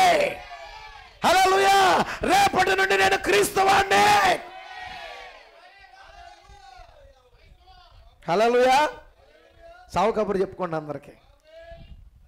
హల్లెలూయా. దేవునికి స్తోత్రం కలుగును గాక. సావు కబురుతో పాటు పునరుద్ధానపు కబురు కూడా చెప్పండి. హల్లెలూయా. రేపు నా సమాధి కార్యక్రమం. ఆమేన్. సమాధి కార్యక్రమం మరుక్షణమే పునరుద్ధానం కూడా ఉంది. దేవునికి స్తోత్రము కలుగును గాక. వింటున్నారా ప్రియులారా? హల్లెలూయా. వెళ్ళేటప్పుడు సమాధి కార్యక్రమంగా వెళ్తాం, వచ్చేటప్పుడు ఇక నాకేం గుర్తొస్తుందంటే, నాయిన్ అనే గ్రామం గుర్తొస్తుంది. నాయిన్ అనే గ్రామంలో విధవరాలు కుమారుడు చనిపోయాడంట. మోసుకొని పోయారు పొలిమేర దాకా. మోసుకొని పోయారు. ఏం మోసుకుపోయారు? ఎవరిని మోసుకుపోయారు? పాడి మోసుకుపోయారు. పాడి మీద శవాన్ని మోసుకొని పోయారు. అక్కడ ప్రభువు కలుసుకున్నాడు. ఎప్పుడైతే ప్రభువు కలుసుకున్నాడో, పాడి మోసుకొని పోయిన వాళ్ళందరూ పాడి వదిలిపెట్టారు, శవాన్ని మోసుకొని పోయారు, జీవాన్ని మోసుకొని వచ్చారు. ఇప్పుడు మధ్యాహ్నం మనం చేయబోయేది అదే. దేవునికి స్తోత్రము కలుగును గాక. క్రీస్తు నిమిత్తం సమాధి చేయబడే వారిని తీసుకుపోబోతున్నాం. హల్లెలూయా. క్రీస్తులో బ్రతికిన వారిని తిరిగి తీసుకురాబోతున్నాం. హల్లెలూయా. దేవునికి స్తోత్రం కలుగును గాక. ఇదేదో మతం పుచ్చుకోవటం కాదు. హల్లెలూయా. ఇదేదో చాలా మంది తెలియక అంటూ ఉంటారు, గమనించండి.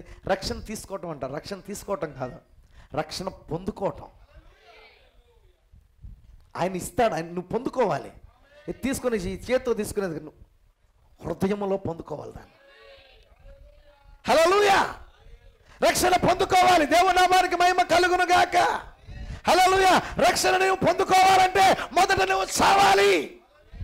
అయ్యనే నేను చంపబడ్డాయే సిలువ, అదే రక్షణ.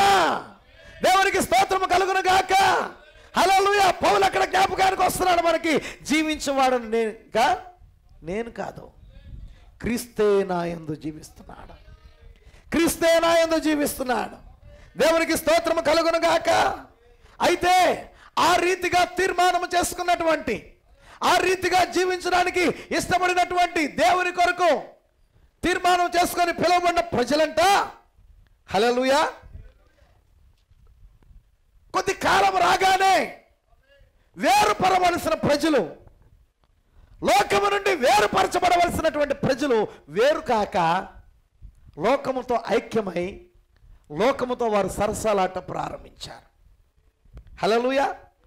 అనేక మంది ప్రజలు, చూడండి ప్రియులారా, జాగ్రత్తగా గమనించండి, ప్రజల యొక్క అతిక్రమం నిమిత్తము ఇక్కడ ఎజ్రా ప్రార్థన చేస్తున్నాడు. ప్రజల యొక్క అతిక్రమాల నిమిత్తం ఎజ్రా ప్రార్థన చేస్తున్నాడు. ప్రజల అతిక్రమాల నిమిత్తము అతను మోకాళ్ళని ప్రార్థిస్తున్నాడు. ఒక ఎర్రబారిన ముఖముతో, నిష్కపటమైన హృదయముతో, హల్లెలూయా, దేవుని యొద్ద ప్రార్థించే ఒక సేవకుని నువ్వు కనుగొంటే,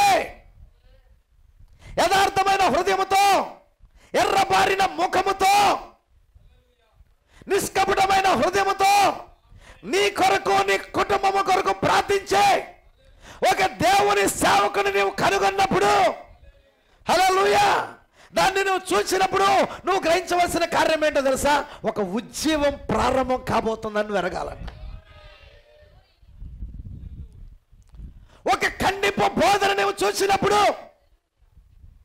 ఉన్నది ఉన్నట్టుగా లేని లేనట్టుగా బోధించే ధైర్యం కలిగిన ఒక సేవకుడిని నువ్వు చూసి ఆ సేవకుడు బోధ విన్నప్పుడు నువ్వు గ్రహించాల్సిన కార్యం ఏంటో తెలుసా? త్వరలో ఒక ఉద్యమం ప్రారంభించబడుతుంది. ఆ ఉద్యమం ప్రారంభించబడటానికి దేవుడు దర్శిస్తున్నాడని. దేవునికి స్తోత్రము కలుగును గాక. ఒక వ్యక్తి దేవుని యొక్క సన్నిధిలో తను తాను సమర్పించుకోకుండా, పశ్చాత్తాపం పొందకుండా, పరిశుద్ధాత్మ కొరకు వేచి ఉండకుండా, హల్లెలూయా, జనుల మధ్య ఉద్యమం కనపడదు. చాలామంది ప్రజలు వారి జీవితాల్లో బాప్తిసం చాలామంది పొందొచ్చు. బాప్తిసం పొందిన ఎంతమందిలో పరిశుద్ధాత్మ ఉంది మీ జీవితంలో చెప్పండి. నువ్వు ఇంకా పరిశుద్ధాత్మను పొందలేదంటే దేవుడిది కాదు సమస్య, నీది సమస్య. నువ్వు రక్షించబడి సంవత్సరం 2 ఏళ్ళే, 3 ఏళ్ళే, 10 ఏళ్ళే, 20 ఏళ్ళే, 30 ఏళ్ళు అయినా నువ్వు పరిశుద్ధాత్మను పొందలేదంటే అంతకాలం నుండి దేవుడిని పరిశుద్ధాత్మ పొందకుండా చూస్తూ ఊరుకునేవాడు కాదు. ప్రాబ్లం ఈజ్ యువర్స్, నీది సమస్య. అపోస్తల కార్యములో అపోస్తల చేతులుంచగానే పరిశుద్ధాత్మ దిగితే నీవెందుకు పరిశుద్ధాత్మతో నింపబడలేకపోతున్నావు ఈ రోజున? పరిశుద్ధాత్మ బాప్తిసం ఎందుకు పొందలేకపోతున్నావు నీవు ఈ రోజున? నువ్వు చావలా సమస్య అది. ఏదో భౌతికంగా నెలలోకి మునిగొచ్చావు కానీ నువ్వు చావలా. నీ ఆలోచన చావలా, నీ తలపు చావలా, నీ ఈగో చావలా. జనాలకి చూపించడానికి ఉంది కానీ నేను కొట్టివేయబడ్డానని, కానీ నువ్వు చావలేదు. నువ్వు చచ్చే వరకు ఫలించవు. గోధుమ గింజ భూమిలో పడి చావకుండిన ఎడలా అట్టాగే ఉండిపోయింది కదా నీ జీవితం. అనేక మంది జీవితాలు, బాప్తిసం పొందిన అనేక జీవితాలు భూమిలో పడింది కానీ చావలా. చావలా. ఈ భూమిలో సంఘంలో పడ్డారు కానీ చావలా. చాలా జీవితాలు చావలా. హల్లెలూయా. చంపబట్టానికి ఇష్టపడలా. చంపబట్టానికి ఒక దెబ్బ కొట్టుకొని నన్ను గురించే, ఎస్ నిన్ను గురించే. నువ్వు చస్తే ఫలిస్తావనే, నేను కాదు చంపేది. హల్లెలూయా. నేను కాదు చంపేది. హల్లెలూయా. దేవుడు, దేవుడు, దేవుని నిమిత్తము, హల్లెలూయా, నీ గతం చావాలా, నీ ఆహం చావాలా, నువ్వు చావాలా. ఎప్పుడైతే నువ్వు చస్తావో నీ జీవితంలో నుండి ఫలం, నీ జీవితంలో నుండి ఫలవంతమైన జీవితం. ఎవరి జీవితమో తెలుసా? ఇక నీ జీవితం కాదు, నువ్వు చచ్చావిక. నీ జీవితంలో నుండి క్రీస్తు జీవం బయటకు వస్తుంది అక్కడ. హల్లెలూయా. నిన్ను నువ్వు కనపరచాలనుకుంటున్నావేమో, నిన్ను నువ్వు చూపించాలనుకుంటున్నావేమో, నేను నేను నేను అనుకుంటున్నావేమో. దేవుడి దృష్టిలో చచ్చావు నువ్వు, కానీ దేవుడు ఆయన దృష్టిలో చచ్చిన వాళ్ళుగా చూడాలనుకున్నది. లోకము నిమిత్తము చచ్చి దేవునిలో జీవించే వారిని దేవుడు చూడాలనుకున్నాడు. కానీ అనేక జీవితాలు ఎలాగున్నాయో తెలుసా? దేవుడి దృష్టిలో చచ్చి లోకం దృష్టిలో జీవించుచున్నామన్నా. వింటున్నారా? వింటున్నారా? నా ప్రియమైన సోదరి సోదరులారా, ఎంతకాలం వస్తావు నీవు దేవుని సన్నిధికి పరిశుద్ధాత్మ లేకుండా? ఎంతకాలం దేవుని యొక్క వాక్యం ఏంటో నీ జీవితంలో పశ్చాత్తాపం లేకుండా? ఇంకా కొన్ని కార్యాలు చెప్తాను నేను.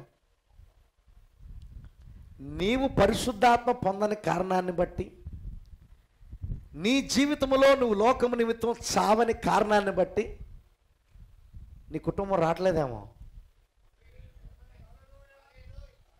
నీ కుటుంబంలో రక్షణ లేని వారు నిన్ను బట్టే రాకపోవడానికి నువ్వు ఒక ఆటంకంగా ఉన్నావేమో. నీ బంధువులకే నువ్వు ఒక ఆటంకంగా ఉన్నావేమో.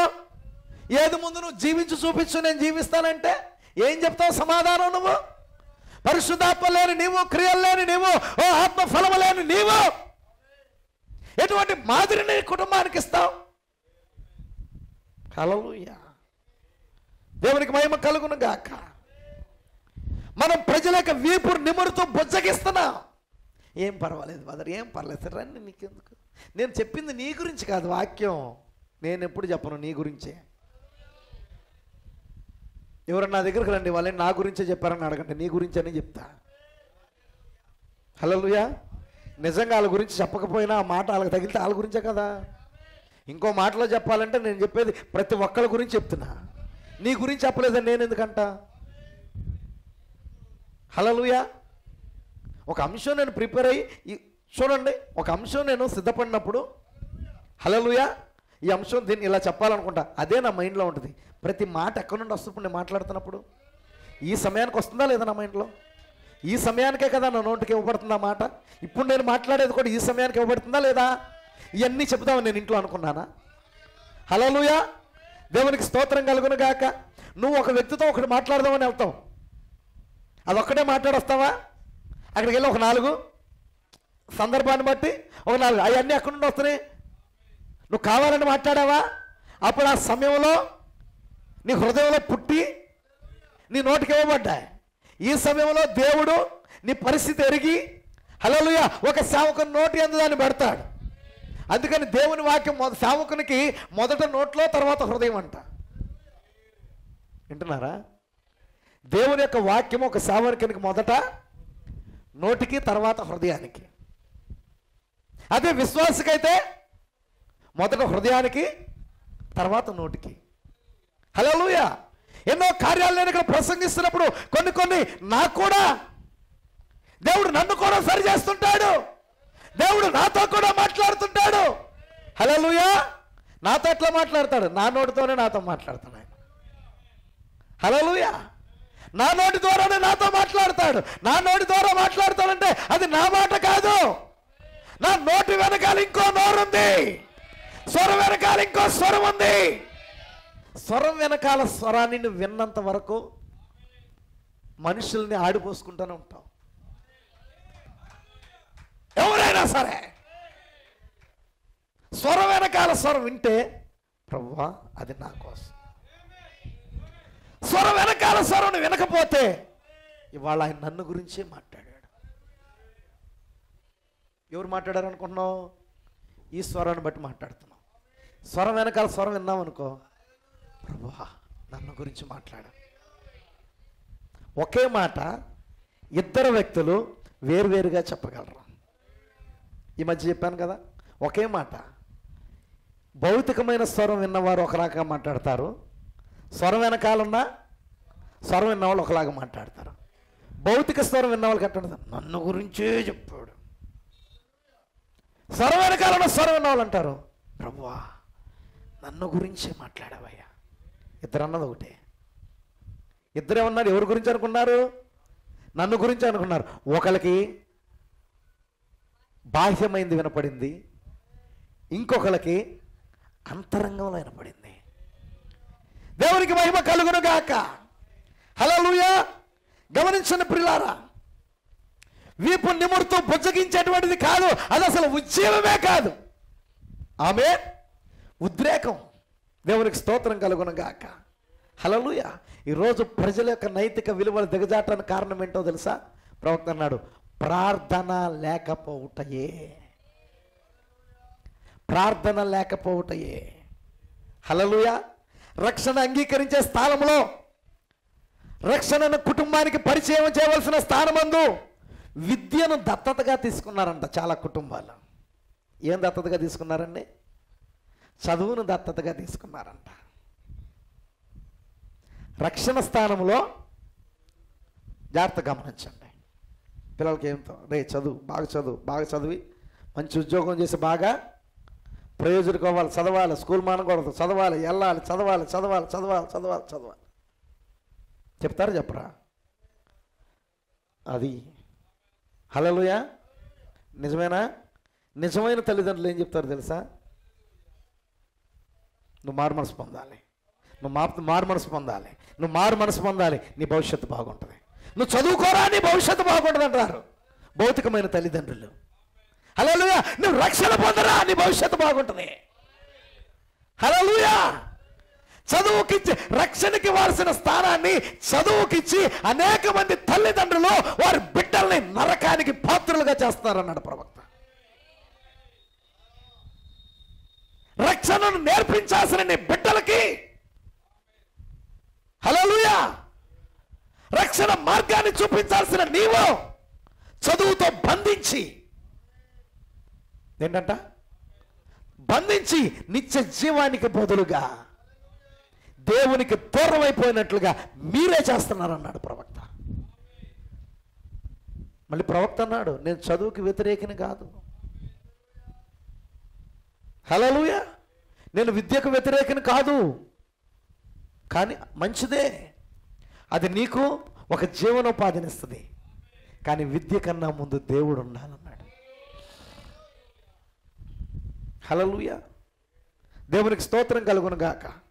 నా ప్రియమైన సహోదరి సహోదరుడా, నీ బిడ్డల నిమిత్తం నువ్వు ప్రార్థించినప్పుడు, నీ బిడ్డల రక్షణ కొరకు నువ్వు ప్రార్థించినప్పుడు, నీ బిడ్డల మారు మనసు కొరకు నువ్వు ప్రార్థించినప్పుడు, నీ బిడ్డల పశ్చాత్తాపం కొరకు నువ్వు ప్రార్థించినప్పుడు, హల్లెలూయా, దేవునికి మహిమ కలుగును గాక. వారికి రక్షణ కొరకు నువ్వు ప్రార్థించినప్పుడు, ఆమేన్, దేవుడిని వారికి పరిచయం చేసినప్పుడు భవిష్యత్తు గురించి నువ్వు దిగులు పడవు. ఏ ఆర్డినరీ స్కూల్లో చదివినా సరే మంచి పొజిషన్ ఉంటారు రేపొద్దున. నీకున్న దానిలోనే నీ స్థితిలోనే చదివించిన, హల్లెలూయా, గొప్ప దేవుని దీవెన వస్తుంది. గొప్ప దేవుని దీవెన. హల్లెలూయా. అలా కాకుండా దేవుణ్ణి పక్కన పెట్టి చదువు వర్తమానంలో చెప్పాడు ప్రవక్త, రక్షణ అంగీకరించే స్థానమందు విద్యను దత్తత తీసుకున్నారంట. 29వ పేర ఇంటికి వెళ్ళంగా చదువుకోండి. ఆమె బిడ్డని రక్షణలోకి నడిపించాల్సిన స్థానంలో దీని బదులు విద్యను దత్తత తీసుకున్నారంట. హల్లెలూయా. అది ఎన్నటికీ క్రియ చేయదు. ఒక్క మొక్కలో తేల్చేశాడు ప్రవక్త. అంతకు మించి నేను మాట్లాడాల్సింది ఏమీ లేదు. ఒక్క మొక్కలో తేల్చేశాడు ప్రవక్త. నీ బిడ్డలకి నువ్వు రక్షణ పరిచయం చేయకుండా, నీ బిడ్డలకి నువ్వు విద్య పరిచయం చేస్తే అది ఎన్నటికీ క్రియ చేయదు. హల్లెలూయా. హల్లెలూయా. వింటున్నారా? దేవునికి స్తోత్రము కలుగును గాక. అనేక మంది తల్లిదండ్రులు ఆమేన్, మొదట మీ బిడ్డలు చదివించొద్దని నేను చెప్పట్లా, మీ బిడ్డలు ఉన్నతమైన స్థితిలోకి నడిపించొద్దని నేను చెప్పట్లా. రక్షణను పరిచయం చేయండి మొదట, రక్షణను బోధించండి మొట్టమొదట. హల్లెలూయా. మోషేకి ఉగ్గుపాలతో నేర్పిందంట నిజమైన తల్లి. మోషేకి ఉగ్గుపాలతో నేర్పిందంట. ఏమని? మనది ఈ దేశం కాదు, మనం ఈ లోక ప్రజలం కాదు. హల్లెలూయా. ఈ లోకంలో తాత్కాలికంగా మనం ఉన్నాం. ఒకరోజు నీ బంధకాలన్నిటి నుండి మనం మన దేశానికి, వాగ్దాన దేశానికి వెళ్ళిపోవాలి. ఆ బోధ ఇప్పుడు నువ్వు నీ పిల్లలకు చేయకూడదా? ఇప్పుడు మనం ఐగుప్తులోనే ఉన్నావా? ఈ లోకమనే ఐగుప్తులో ఉన్నావా? మన దేశం ఏంటి? ఇదా? హల్లెలూయా, హల్లెలూయా. ఇదా మన దేశం? మన పౌరస్థితి పరలోకమందున్నది. హల్లెలూయా. పౌలు చెప్తున్నాడా లేదా? మన పౌరస్థితి పరలోకమందు. మరి నీ బిడ్డలకు ఏమి నేర్పిస్తున్నావు? మరి నీ బిడ్డలకు ఏమి నేర్పిస్తున్నావు నువ్వు? హల్లెలూయా. ఓ తల్లి, హల్లెలూయా, నీ బిడ్డలకు ఏమి నేర్పిస్తున్నావు? ఓ తండ్రి, నీ బిడ్డలకు ఎటువంటి మాదిరిస్తున్నావు? హల్లెలూయా. మోషే యొక్క తల్లిదండ్రులు, రే ఈ దేశం మంది కాదు. పెంచబడుతుంది ఎక్కడ? ఫరో ఇంట్లో. ఫరో ఇంట్లో పెంచబడుతున్నా అక్కడే పెంచుతూ, హల్లెలూయా, హల్లెలూయా, ఈ ఫరోనే నువ్వు చంపాలా. హల్లెలూయా. నిజమేనా?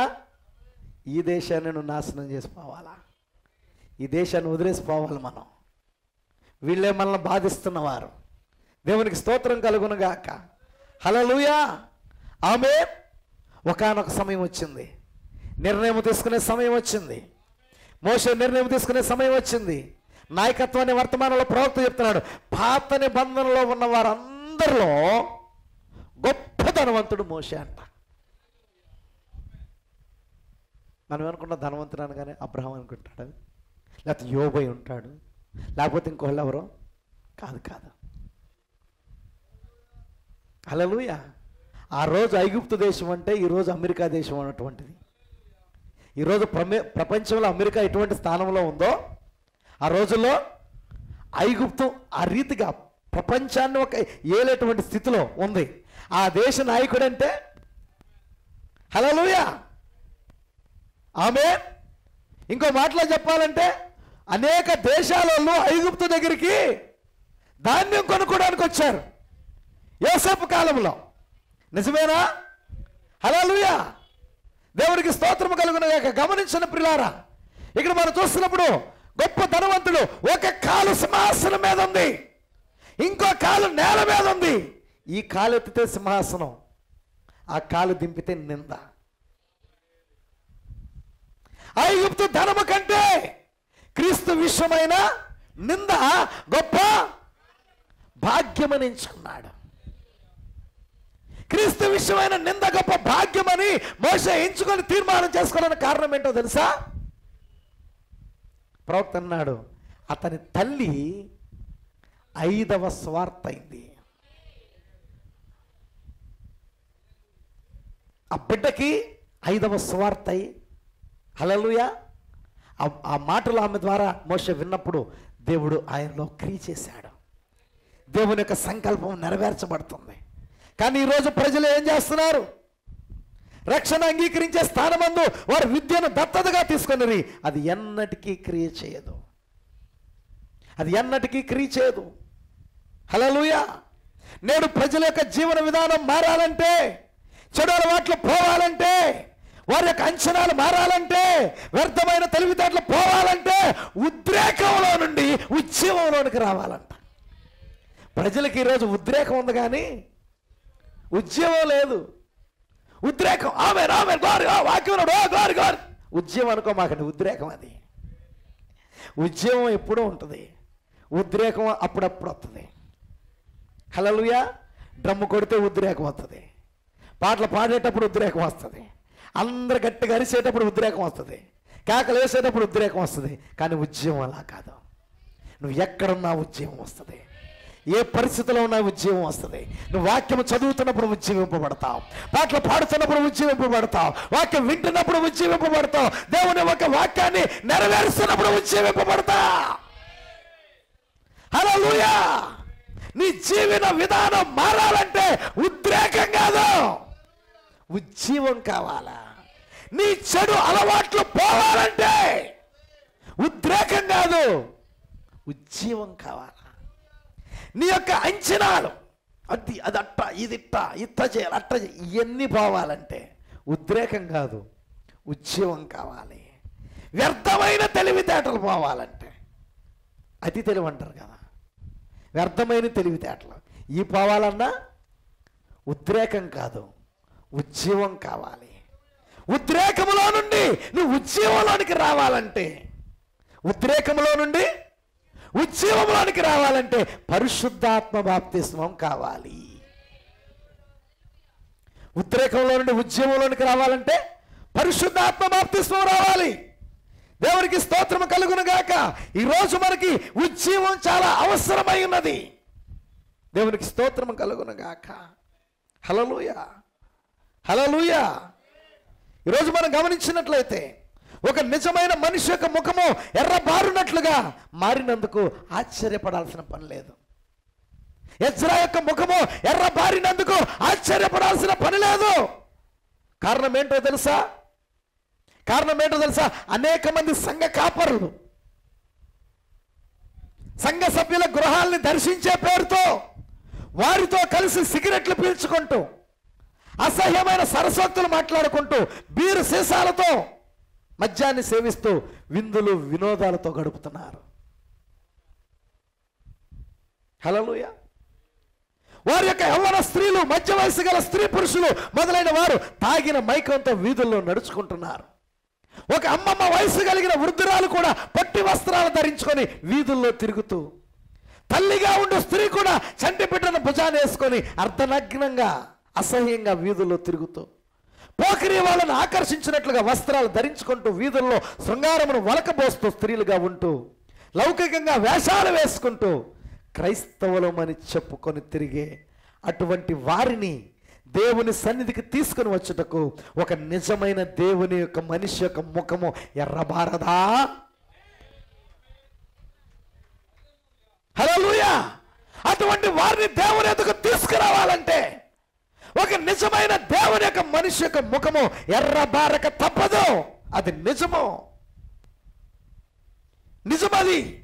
దేవునికి స్తోత్రము కలుగును గాక. హల్లెలూయా. అనేక మంది స్త్రీలు ఇంకా లోకములోని కార్యాలు చేయొచ్చు, జుట్టును చెవులను మెడ వరకు కొరసగా కత్తిరించుకుంటే, ముఖానికి రంగులేసుకుంటే, లోకరీతిగా అలంకరించుకోవచ్చు, అర్ధనగ్యంగా అసహ్యంగా కనపడే వస్త్రాలు ధరించుకోవచ్చు. పురుషులకు మీరు మద్యం సేవించుచు, పొగ త్రాగుచు క్రైస్తవులని మీరు చెప్పుకుంటున్నారు. ఇటువంటి నీచమైనవే తప్ప ఇంతకంటే మంచి కార్యాలు ఏవి మీకు తెలియదా? మన హృదయం నిండా ఇటువంటి లోక సంబంధమైన కార్యాలతో నిండిపోయి ఉన్నది. కావున వెనక చివరి నుండి ప్రవక్త ఉన్నాడు, వెనక ఆ కూడికలో, ఆ మీటింగ్లో ఆ చివరి నుండి,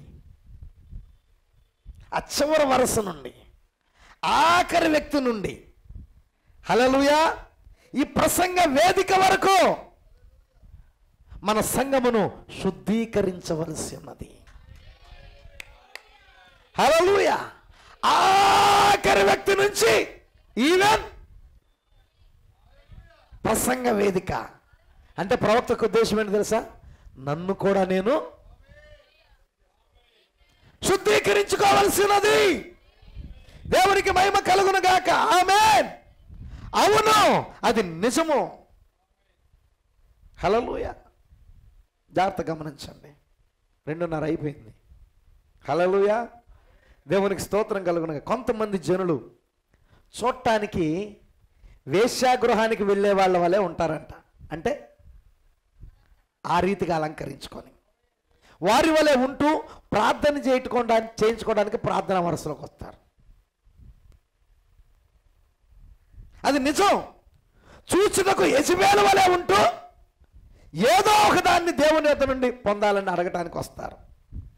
కానీ నేడు మనకు కావలసిందేమనగా మన గృహాన్ని మొదట శుద్ధీకరించుకోవాలి.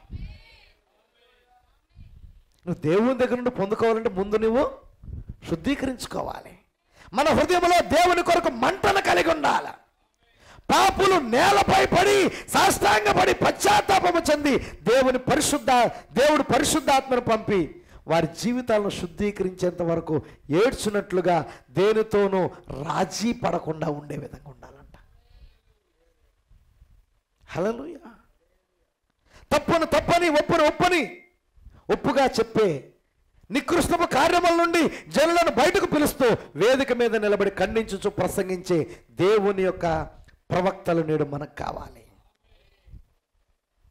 స్త్రీలు బజార్లోకి వెళ్ళి ఖరీదైన వస్త్రాలు కొంటున్నారు, కానీ శరీరం అంతా చక్కగా కప్పుకునే వస్త్రాలు కాకుండా వారు ఆశించిన విధంగా అసభ్యమైన వాటిని కొనుచు ధరించున్నారు. అటువంటివి సమర్థించడానికి నేను ఇచ్చటకి రాలేదంటున్నాడు ప్రవక్త. అటువంటి కార్యాలు సమర్థించడానికి నేను ఇక్కడికి రాలేదు. ఇది నా సొంత సంఘం. పరిశుద్ధాత్మ ఏది చెప్పమని నాకు చెప్పుచున్నదో దానినే చెప్పుటకు నాకు ఇక్కడ హక్కు ఉంది. హల్లెలూయా. పరిశుద్ధాత్మ నీవు కావాలి. సహోదరి, నేను నిన్ను విమర్శించట్లేదు. పరిశుద్ధాత్మ నీవు చేస్తున్న కార్యాల కొరకు నీ ముఖం చూసి నీ ఫీల్ అవుతావని వ్యత్యాసంగా ప్రసంగించదు. హల్లెలూయా, హల్లెలూయా. ఓ సహోదరుడా, పరిశుద్ధాత్మ నిన్ను చూసి నువ్వు బాధపడతావని వ్యత్యాసంగా మాట్లాడదు. నువ్వు వస్తే రా, పోతే పో. సత్యం సత్యం. నమ్మి లోబడితే నీకు నిత్య జీవం, పోతే నీకే నరకం. హల్లెలూయా. నమ్ముట నీ వలనైతే నమ్మువానికి సమస్తము సాధ్యం. పరిశుద్ధాత్మ అంటే కేకలేయటం కాదు. పరిశుద్ధాత్మ అంటే ఆత్మలో నాట్యమాట కాదు. పరిశుద్ధాత్మ అంటే భాషలు మాట్లాడటం కాదు. పరిశుద్ధాత్మ అనగా నీతి అయినది. దేవుని నీతి పరిశుద్ధాత్మ. వాక్యమును నెరవేర్చే నీతి పరిశుద్ధాత్మ. దేవునికి స్తోత్రము కలుగును గాక. హల్లెలూయా, హల్లెలూయా. దేవునికి స్తోత్రము కలుగును గాక. చాలామంది వారి జీవితంలో పరిస్థితి ఎలాగుందంటే, శరీరంలో ఆనంటారు తెలుసా, ఆనొచ్చిందంటారు.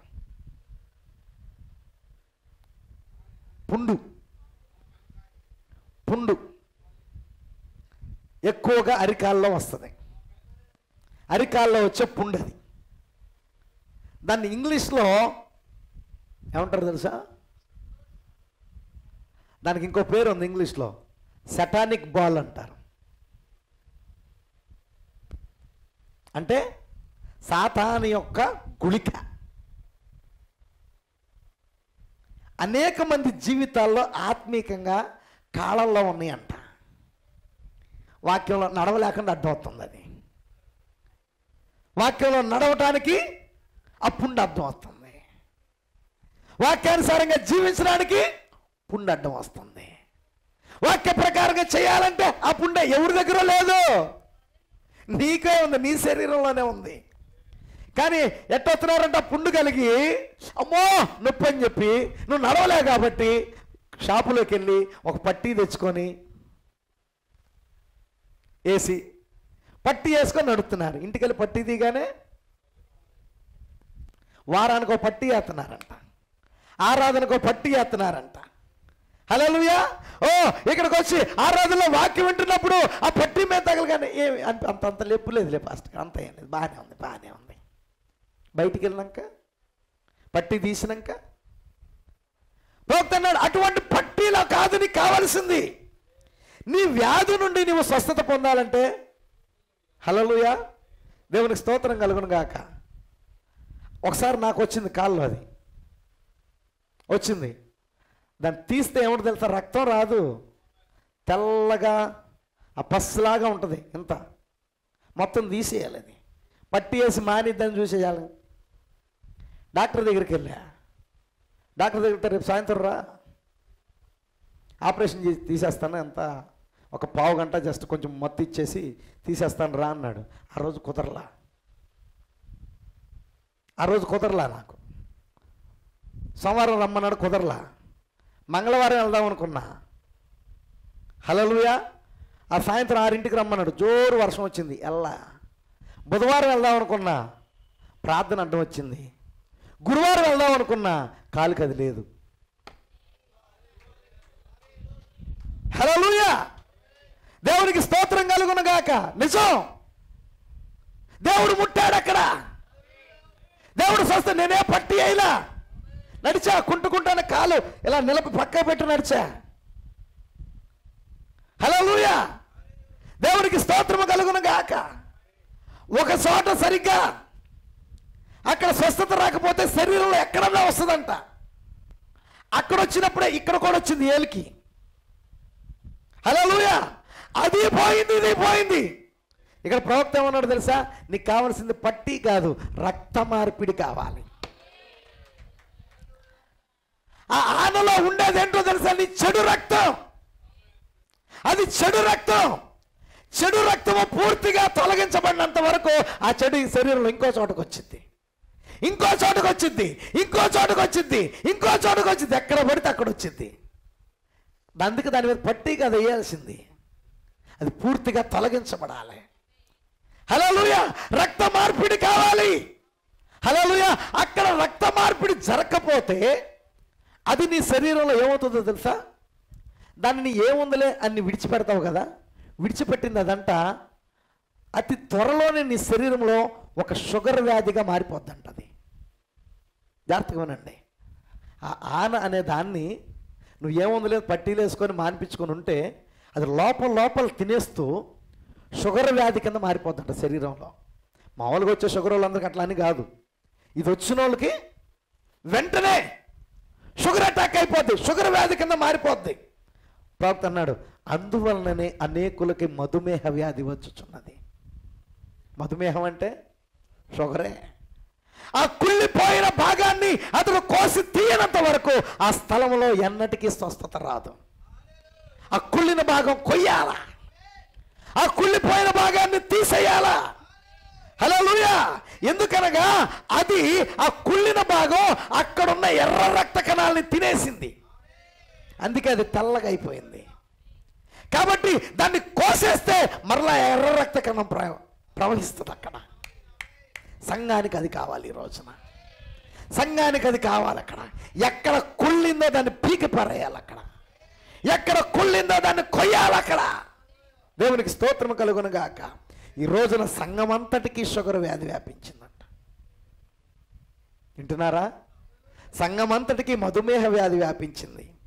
ఏర్పడే ప్రతి చిన్న గాయము కొరకు తీసుకొనవలసిన జాగ్రత్తను తీసుకోకుండా అలాగే కొనసాగుతూ ఉంటే ఆ గాయం మానదు. ఏంటి ఎట్ట వస్తుంది? స్వార్థము, పక్షపాతము, దుర్నీతి, సమస్తమైన నీచమైన కార్యాలు దేవుని యొక్క క్యాలెండర్లో తప్పుడు క్రియలుగా పరిగణించబడుతున్నాయి. తప్పుడు క్రియలుగా పరిగణించబడుతున్నాయి. సంఘము అటువంటి తప్పుడు అలవాట్లను తీసుకుంటుంది.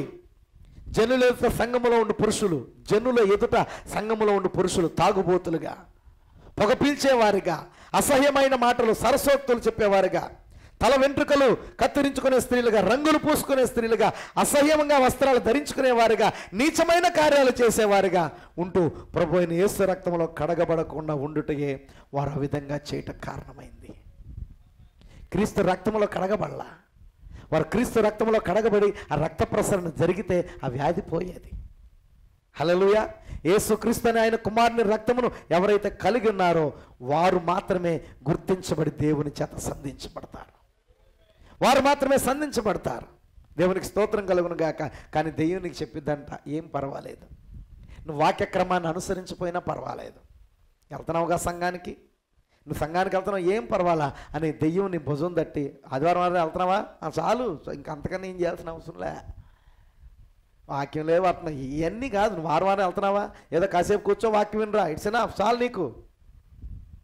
దెయ్యం కూడా సంఘానికి వెళ్తుంది తెలుసా? ఎవరు? దెయ్యం కూడా సంఘానికి వెళ్తుంది. అవును, అతను నిజంగా వెళ్తాడు. పైన దేవుని సింహాసనం దగ్గరికి వెళ్తాడు. యోబు గ్రంథంలో మనకు కనపడుతుంది. హల్లెలూయా. దేవుని కుమారులతో కలిసి ఆడెళ్ళాడు. ఇంకో రోజుతో ఆడెళ్ళాడు. ఈ ఆదివారం వచ్చి నువ్వు వచ్చే ఆదివారం వస్తావలేదు నీకు గ్యారంటీ లేదు. ఆడు చాలా సిన్సియర్. ఆడు దేవుని సముఖంలో ఆడు గ్యారంటీకి వస్తాడు. ఇవాళ వచ్చి నువ్వు మళ్ళీ నువ్వు రేపు వస్తావలేదో తెలియదు. ఈ ఆదివారం కొద్దిగా వచ్చే ఆదివారం కుదరలేదు పాస్టర్ గారు అంటావు. తర్వాత ఆదివారం ఆ పని ఉందంట, వచ్చే ఆదివారం ఈ పని ఉంది, మళ్ళీ ఎప్పుడో కనపడతావు. ఆడు మాత్రం రెగ్యులర్గా వస్తాడు.